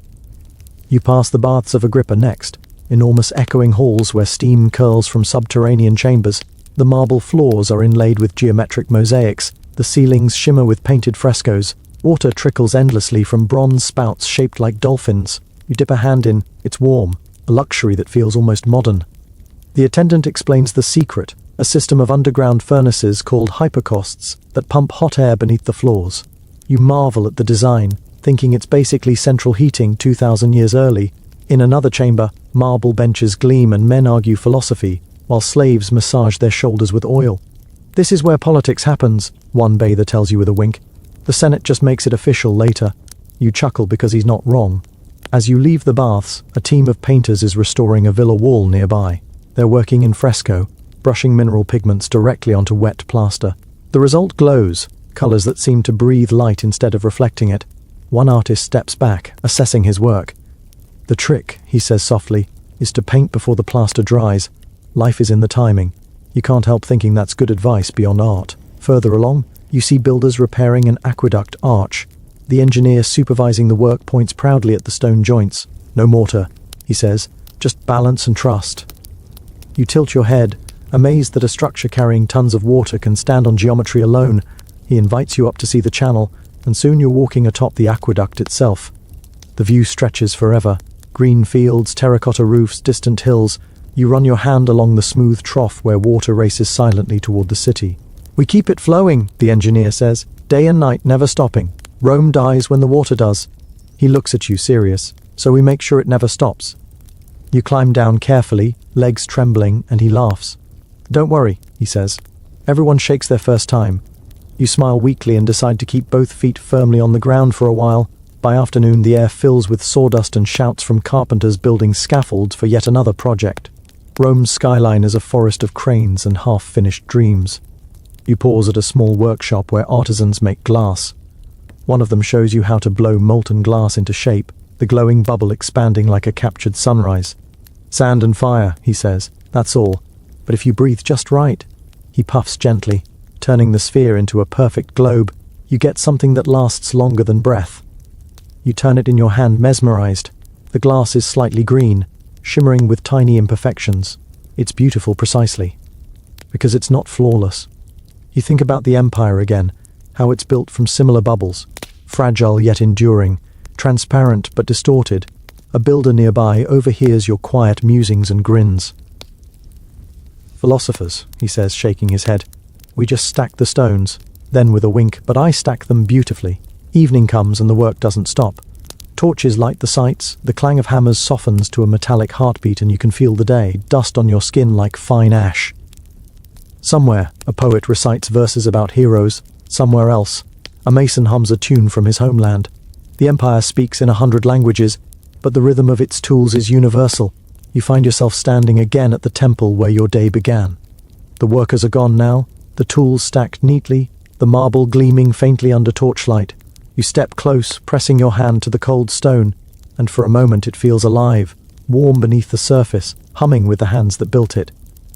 You close your eyes and imagine the sound of centuries passing, the whisper of rain, the crack of earthquakes, the sigh of tourists with cameras. The temple still stands through it all. You realize that's the real genius of Roman architecture. It doesn't just resist time, it seduces it into partnership. As you turn away, a small boy sweeping the sight looks up and smiles. We'll finish it tomorrow, he says confidently. You believe him. After all, tomorrow never truly ends in Rome. It just builds on itself, one perfect stone at a time. The city hums again, but this time the rhythm feels faster. Carriages rumbling across the cobblestones, the clipped chatter of merchants in a hurry, the metallic ring of coins changing hands. You realize something new. While Rome's temples and aqueducts reach for eternity, its pulse beats on the tempo of trade. Every loaf of bread, every amphora of wine, every coin that passes through a sweaty palm keeps this empire breathing. You start your morning near the Forum Boarium, the ancient cattle market by the Tiber. The air smells of livestock, river mud, and roasted onions. Traders shout over one another in accents from everywhere: Numidia, Judea, Hispania, Britannia. The soundscape is half negotiation, half music. You can almost hear economics turning into theatre. A merchant from Alexandria calls you over, his hands stained with the blue of indigo dye. Egypt's finest linen, he boasts, shaking out a cloth that shimmers in the sun. It feels impossibly smooth. We send ships every season, he adds. The winds know the way. You glance toward the river and see ships moored like sleeping giants, their hulls heavy with goods, grain, spices, marble, and rumour. He invites you aboard a barge preparing to depart. The sailors, bare-chested and efficient, move with the ease of professionals who've done this since birth. One hums a tune that sounds older than the city itself. You step onto the deck and the planks creak underfoot. All this, the captain says, gesturing to the stacked amphorae, feeds the city for a week. Miss one delivery and people panic. Miss two and the gods get blamed. The Romans depend on these trade arteries like veins. The grain ships from Egypt alone are sacred. The Annona, the state-run grain supply, keeps 1 million mouths fed. You peek into one of the massive jars and smell wheat, clean and faintly sweet. The captain laughs. Don't fall in, he warns. You'll come out a loaf. He's joking, but the logistics are no laughing matter. Each voyage is planned with mathematical precision. Departure schedules, cargo weights, even wind forecasts. The sailors use a primitive astrolabe to track the stars, their navigation a mix of science and superstition. If the dolphins swim ahead of us, one says, it's good luck. He pauses. If they swim away, we chase them anyway. As the barge drifts downriver, the banks come alive with warehouses, docks and cranes. Workers load carts that will head tow. Ard, the Horea, Rome's massive storage facilities. One of the largest, the Horea Galbi, looks like a fortress of commerce, rows of arches, iron doors, and guards keeping watch as scribes tally every sack and jar. You peek through a doorway and see stacks of goods piled to the ceiling. A clerk scribbles on his tablet, barely looking up. We know where every grain is, he says, or at least we pretend to. Inside, the air smells of dust, olives, and cold stone. Slaves move in silence, their feet muffled by layers of spilled grain. You ask how they keep track of so much. A senior scribe shrugs. By writing faster than it spoils. It's a kind of wisdom. From the docks you follow the trade route inland, joining a convoy of wagons heading out along the Via Appia. The road stretches straight as an arrow, paved with stones fitted so tightly you could skate across them. The driver beside you taps the edge with his boot. Built before my grandfather's grandfather, he says proudly. Still smoother than my mother's temper. You laugh, earning a nod of approval. Every few miles you pass mutations and mansiones, relay stations where fresh horses and food await.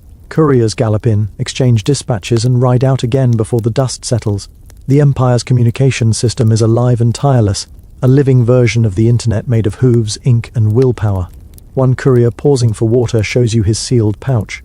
Orders from the east, he whispers. They'll reach the Senate by tomorrow.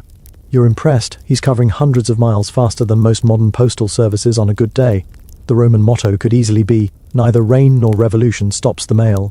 As the road continues, you pass merchants carrying goods from across the empire. There's a wagon piled with Gallic wine barrels, another filled with Syrian glass, and a camel caravan from the Nabatean desert bringing frankincense. You approach one of the camel drivers, who grins when he sees your curiosity.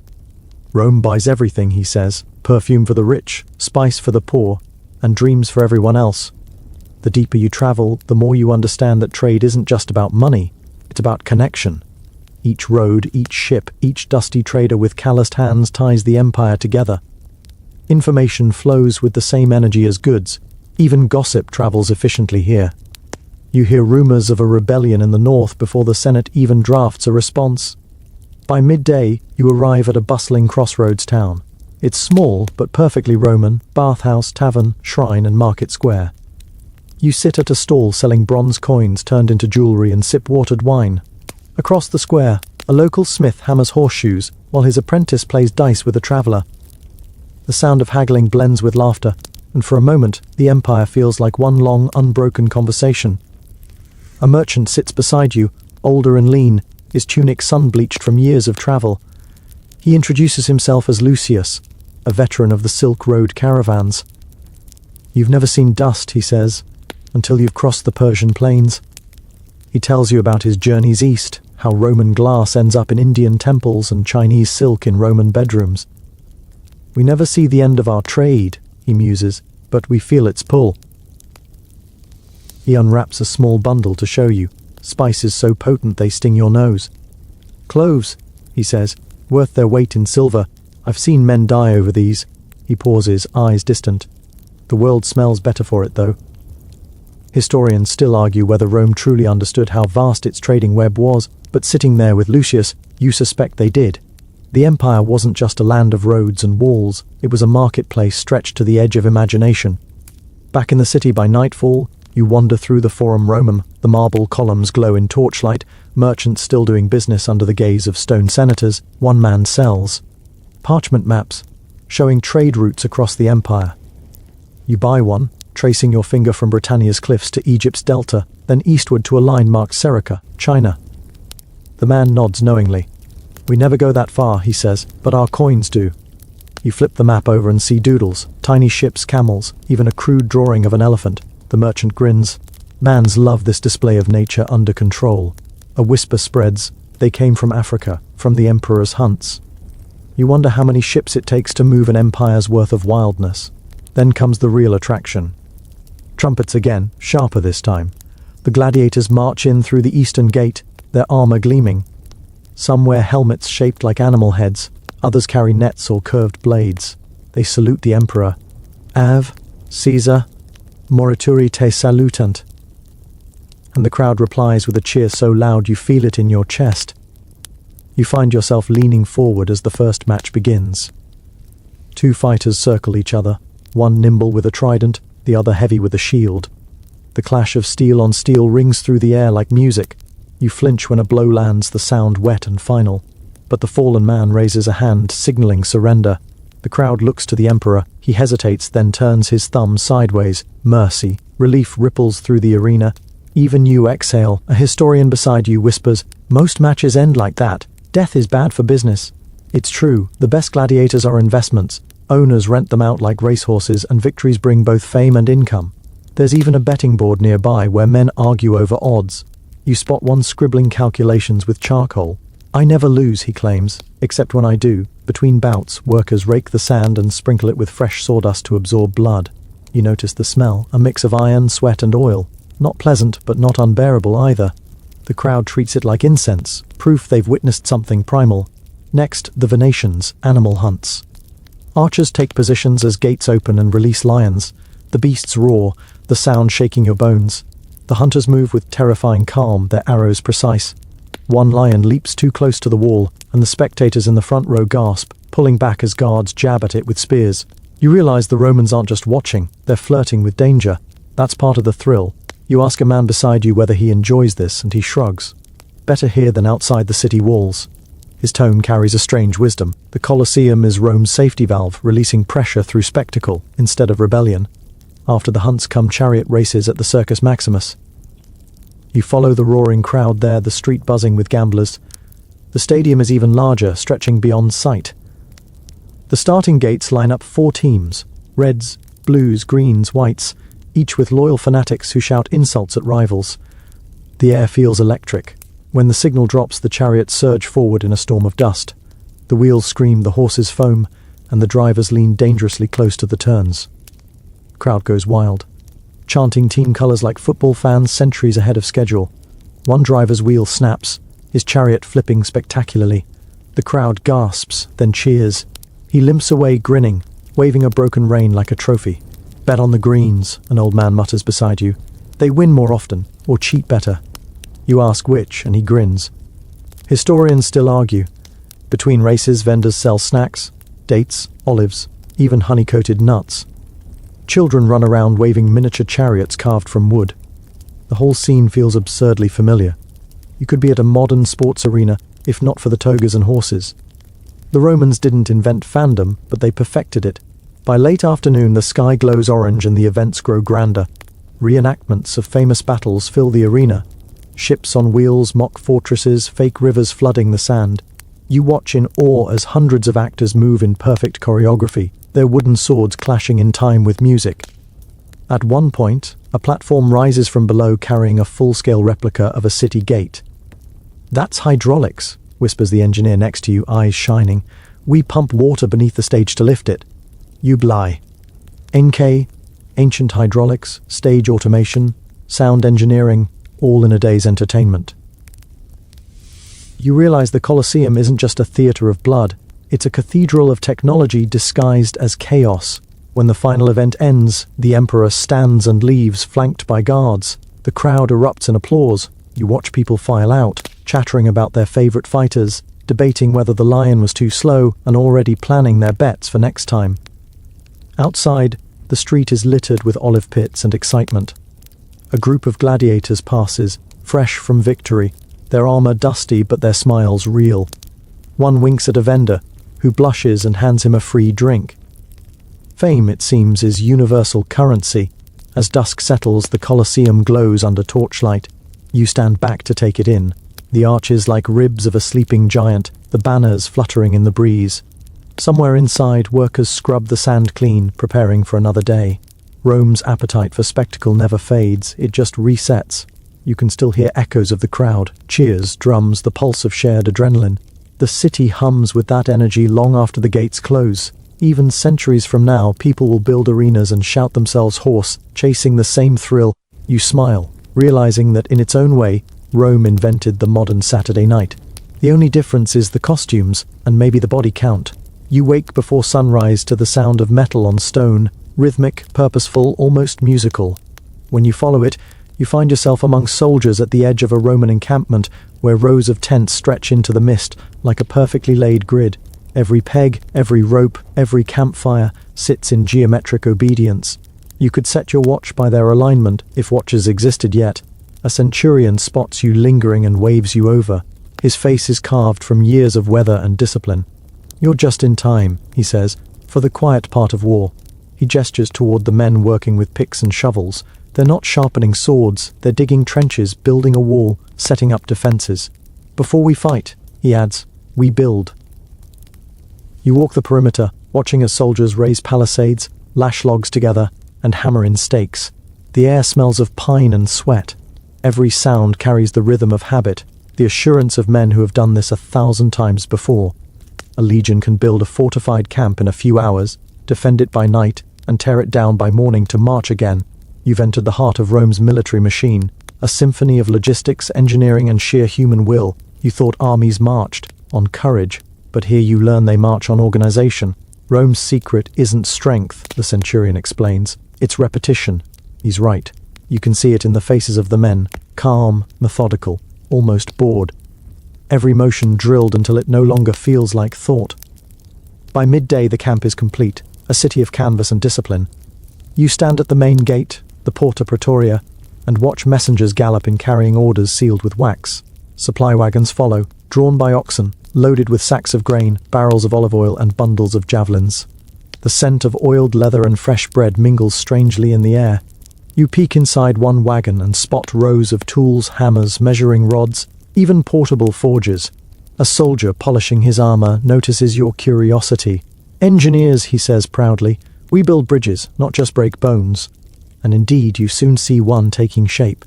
Down by the riverbank, soldiers are constructing a temporary crossing, timbers lashed with iron clamps anchored by stones.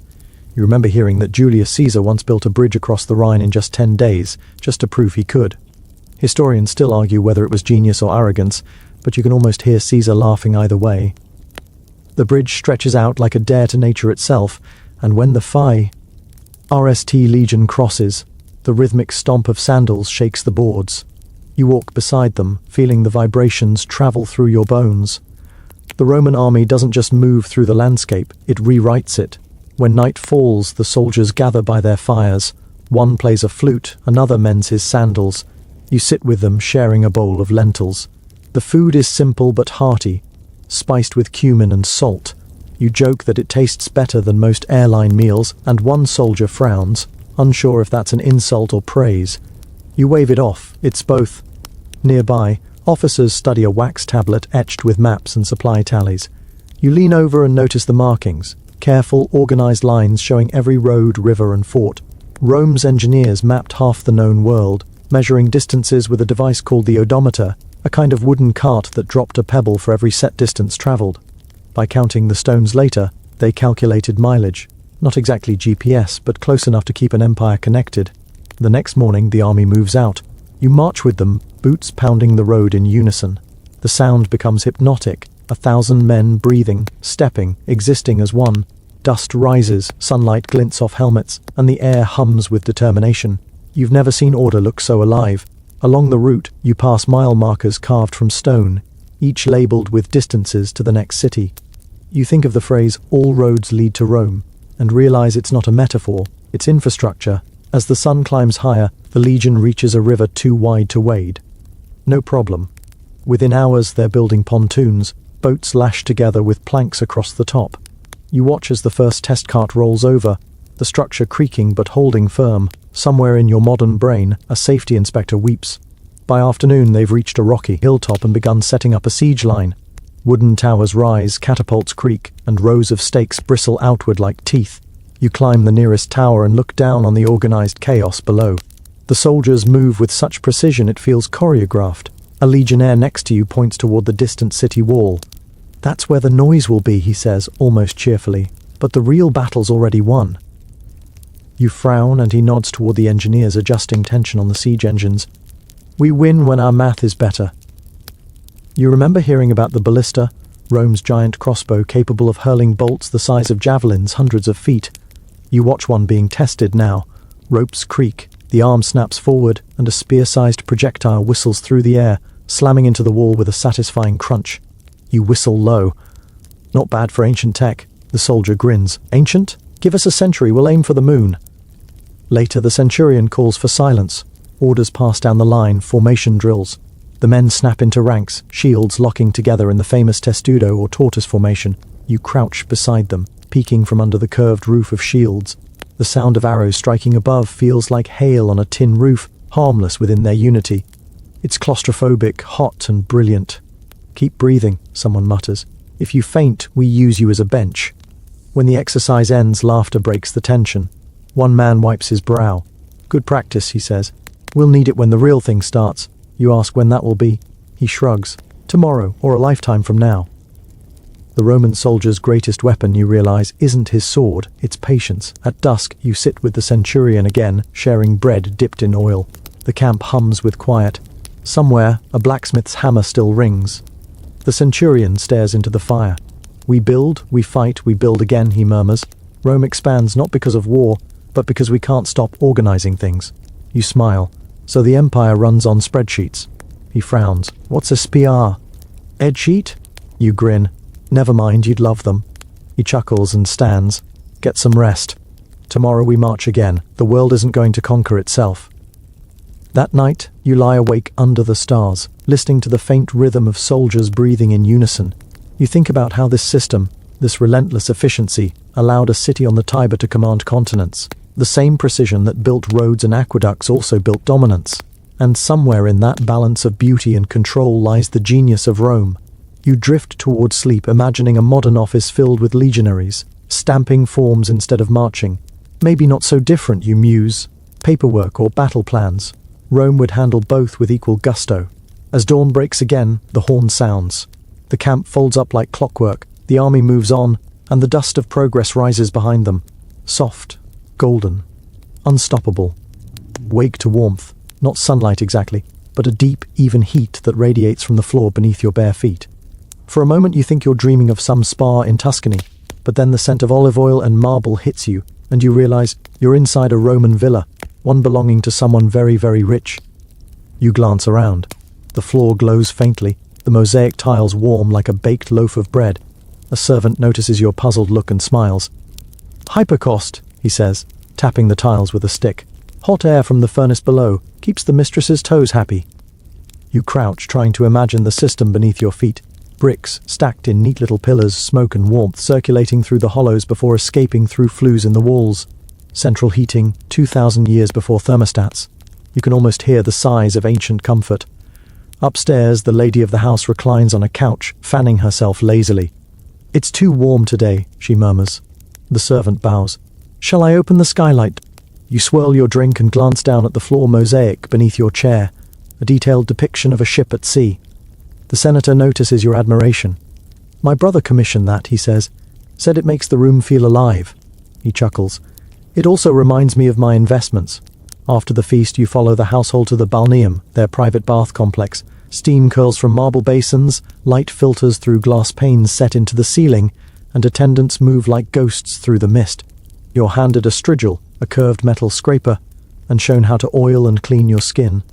The water feels divine, the kind of warmth that seeps into your soul and whispers, "You've made it." In the adjoining room, a mosaic depicts dolphins leaping over waves. You ask a servant if the family swims often. "Only the children," she says. "The adults prefer floating and gossiping." You nod. Some habits never die. As you soak, the conversation drifts toward architecture. One guest praises the new domus being built on the Palatine Hill, complete with underground heating for the dining hall and pipes that deliver both hot and cold water. Another brags about a wall fresco painted with Egyptian pigments that shimmer even in lamplight. You can't help but think that luxury here is half art, half experiment, a place where creativity meets convenience. Later, wandering through the peristyle garden, you pass bronze statues that glisten with dew, the air hums with bees, and a servant waters the plants using a curious device, a siphon tube drawing water from a nearby cistern. He grins when you ask about it. Engineer's trick, he says, keeps the roots from drowning. You lean over a marble basin to watch the reflection of the sky. The pool is fed by a thin stream of water that trickles so perfectly you can't hear it unless you listen closely. It's a masterpiece of hydraulics, an echo of the aqueducts that feed the entire estate. In a shaded alcove, you find a small bronze contraption on a pedestal. It looks like a portable incense burner, but with little vents and a turning dial. The household scholar appears, adjusting it. A timekeeper, he explains. Water drips through at a measured rate, marking the hours. You blink. A Roman clock, humble but brilliant. Does it work, you ask? He shrugs. Mostly, unless the cat drinks from it again. As the day fades, you're led to the cubiculum, the master's sleeping chamber. The bed is draped in linen dyed purple, the imperial colour, expensive enough to bankrupt a small province. Beside it stands a silver oil lamp shaped like a dove. The flame flickers softly, its reflection gliding across polished walls. The master, already reclining, gestures for you to sit. Comfort, he says, is the finest invention of all. Rome doesn't conquer just with legions, it conquers with cushions. He chuckles at his own wit. You laugh too, though you suspect he's more right than he knows. As you leave the villa, the moonlight catches the tiled roof and the distant shimmer of an aqueduct. The house hums quietly with the flow of hot air and water beneath it, a living organism of stone and fire. You think about how many centuries later, people will rediscover heating, plumbing, and architecture, all thinking they're inventing it anew. And yet, here it was, perfected by Romans lounging in togas, sipping wine and arguing about art. You glance back one last time. Through the open door, you glimpse servants dimming lamps with metal lids, like ancient light switches. Beyond the walls, you hear the steady trickle of a fountain, the heartbeat of an empire that engineered luxury itself. You smile. Alexa, you whisper to no one, set the hypercost to sleep mode. You wake to the smell of smoke, bitter, heavy, the kind that clings to history. The air trembles with distant shouting. You stumble toward the noise and see it, the Library of Alexandria, or what's left of it, its marble columns wreathed in flame. Scrolls curl like dying. Leaves, their ashes rising into a sky gone orange with grief. You stand frozen, watching centuries of knowledge vanish in minutes. A scholar runs past, clutching a bundle of parchments to his chest. "Save what you can," someone yells. The man trips, half his papers scattering into the fire. You catch one mid-air, a fragment of diagrams, circles, and Latin notations. The ink smudges beneath your fingers. Somewhere in that soot, the secrets of Roman concrete, glassmaking, and mechanical design are dissolving into myth. You want to shout for a bucket brigade, but you know it's already too late. When Rome burns, whether by accident or vengeance, it burns everything: paper, pride, progress. By dawn, the fire has moved on, leaving behind ghosts of shelves and the stench of wet ash. You walk the ruins, thinking about how fragile advanced technology really is. Stone lasts, yes, but knowledge? That's made of thinner stuff. You wander back toward the city, where life somehow continues. Vendors sweep the streets, soldiers shout orders, and water still runs through the aqueducts. Rome never pauses long enough to mourn, but beneath the bustle, something has shifted. The empire is fraying, not at the edges, but in its memory. You pause by a crumbling bathhouse. The once glorious mosaic floors are cracked, the hypercaust beneath clogged with soot and rubble. A boy sits nearby, playing with a chunk of concrete. He tosses it from hand to hand, unaware he's holding one of humanity's greatest inventions, Roman cement that could outlive empires. "Papa says it's just a rock," the boy shrugs. You smile sadly. Papa's wrong. The slow unraveling continues. Roads begin to crumble from neglect. Engineers die without apprentices. Records are lost in bureaucratic decay. You pass a villa where marble walls now host creeping ivy. The fountain is dry, the bronze pipes stolen for scrap. A slave sweeps dust from the courtyard, muttering, "The master fled to the countryside." And yet in the distance life goes on. A farmer ploughs a field beside a stretch of old Roman road, unaware that his ox treads the same stones that once led legions to glory.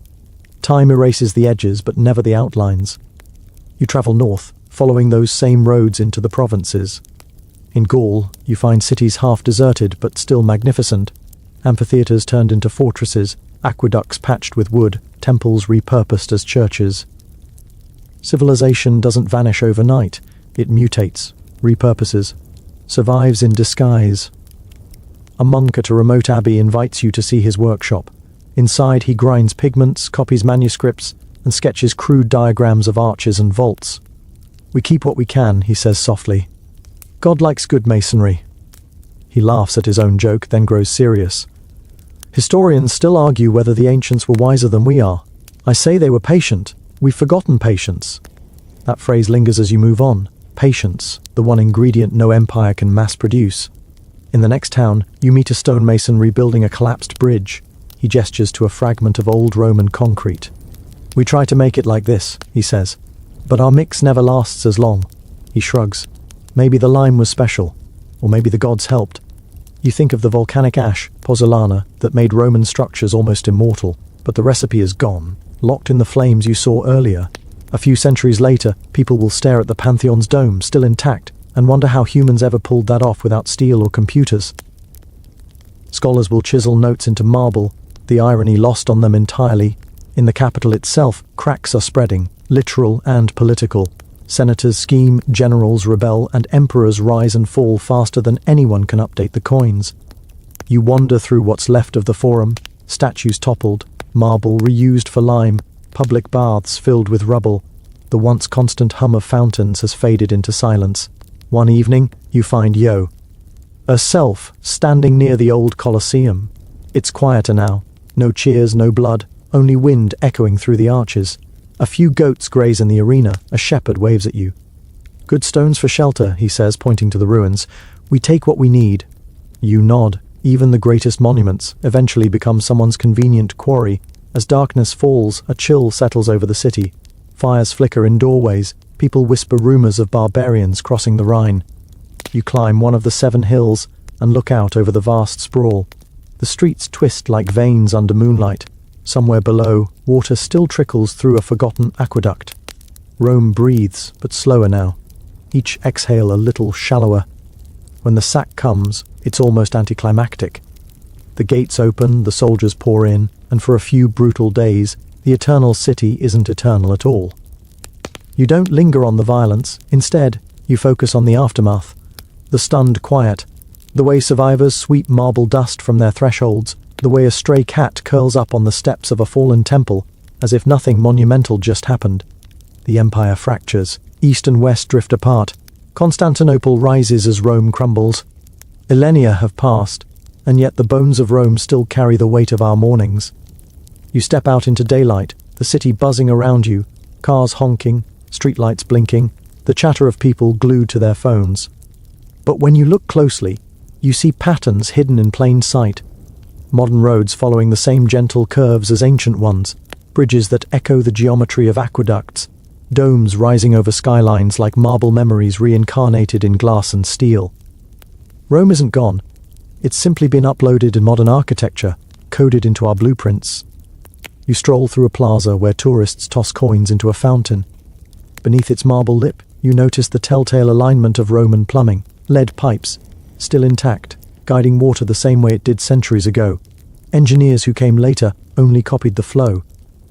An archaeologist crouches beside a construction site nearby. He brushes dirt from a mosaic, a swirl of colored stones revealing a dolphin mid-leap. Every subway expansion uncovers another layer, he tells you. Rome's still here, just quieter, he grins, like a city whispering under another city. You keep walking, your path weaving through the tangled heart of modern civilization. At every turn, you sense the empire's fingerprints. Street grids, drainage systems, postal routes reborn as data networks. Even the idea of zoning laws owes something to Roman urban planning. You glance up at a skyscraper, its skeletal steel frame reminiscent of the structural logic that once held up the Colosseum. Efficiency, the Romans would have called it. Elegance through purpose. You reach a museum just as the afternoon light softens to honey. Inside, glass cases cradle fragments of stone and bronze, a cracked sundial, a gear from an ancient water pump, a corroded coin bearing an emperor's half-smile.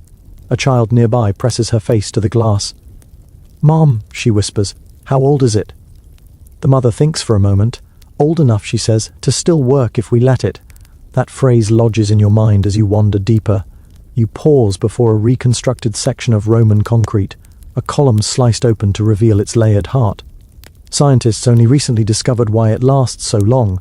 The lime clasts, those tiny unreacted particles, allow it to heal itself when water seeps in. Self-healing concrete, born 2,000 years before modern chemistry thought of it. You run your fingers over the surface, cool, smooth, patient. You can almost hear the faint laughter of the masons who mixed it, pleased that their work still mocks entropy. Outside, twilight settles over the skyline. Neon lights flicker to life, but the horizon still bears the same silhouette of arches, domes, and roads stretching outward. You walk toward the Tiber, where new bridges sit atop the footings of old Roman ones. The river gurgles beneath, carrying bits of reflected city light downstream. A couple beside you tosses crumbs to ducks. The man points at the arches below. "They say those blocks were laid without mortar," he murmurs, "just geometry and gravity." His partner laughs softly, still holding up better than most relationships. You chuckle too, because it's true. The Romans built things meant to outlast emotion, but somehow their endurance feels emotional anyway. You cross to the far bank and find a cafe tucked against a stretch of exposed wall, brick and tufa alternating in that unmistakable Roman rhythm. The owner, an older woman with tired eyes and a smile that could melt marble, sets a cup of espresso before you. "You can still see the old city if you squint," she says, gesturing toward the horizon. "It never really left, we just learned to build on its shoulders." You sip slowly. The coffee is strong enough to wake emperors. Across the street, an apartment building's foundation incorporates a piece of aqueduct. A scooter zooms by on a street once trodden by legionaries. Somewhere beneath the cobblestones a broken pipe, S. Till hums with the same song of flowing water that once filled Roman baths. You start to notice how everything overlaps.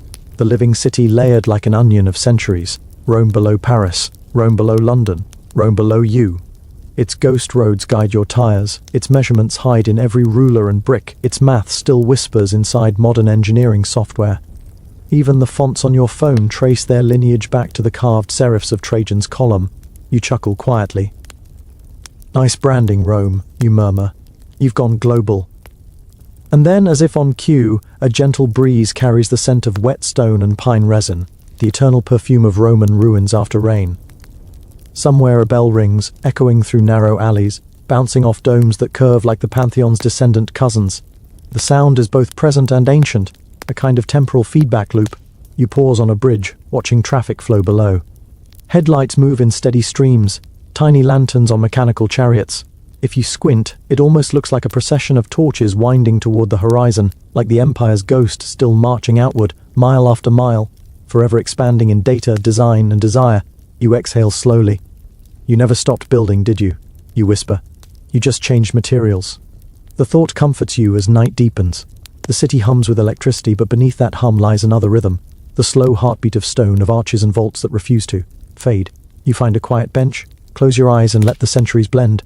For a moment, you can almost hear Roman footsteps echoing alongside modern ones, the shuffle of sandals mixing with the click of heels, the murmur of Latin overlapping with cafe chatter. It's not nostalgia, it's continuity. You think of all the inventions you've seen on this journey, the aqueducts, the hypercausts, the concrete, the bureaucracy, the architecture. They weren't just technologies, they were philosophies made tangible, lessons in endurance, elegance, and adaptation. And somehow they all led here, to your warm bench on a modern street, held up by stones that remember every empire that ever thought it was forever.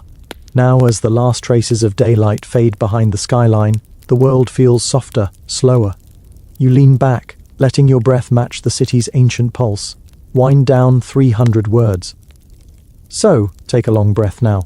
You've traveled through millennia, watched marble crumble and cities rise again. The fires have burned out, the dust has settled, and yet something beautiful remains, the quiet hum of invention that refuses to die. The same curiosity that built Rome's machines still turns the gears of your own age. It's there in the glow of streetlights, the flow of traffic, the way bridges hold against the weight of time. Let that thought steady you. The world is fragile, yes, but it also remembers. Every innovation, every kindness, every carefully laid stone leaves ripples that reach farther than you can see. Maybe that's what Rome truly invented. Not roads or arches or armies, but the idea that humanity could build something lasting from chaos. The night deepens now. Imagine the Tiber reflecting the stars, the air warm with the scent of stone after rain. Somewhere beneath the surface, aqueducts still murmur, carrying water through tunnels carved by hands long gone. Above them, cities dream in glass and steel. And above that, you breathe, just another traveler tracing the lines they left behind. So rest your mind. Let the echoes fade, but not the wonder. Tomorrow's builders, tomorrow's dreamers are already awake inside you. The empire never truly ended, it simply changed voices. Sleep well, builder of tomorrow.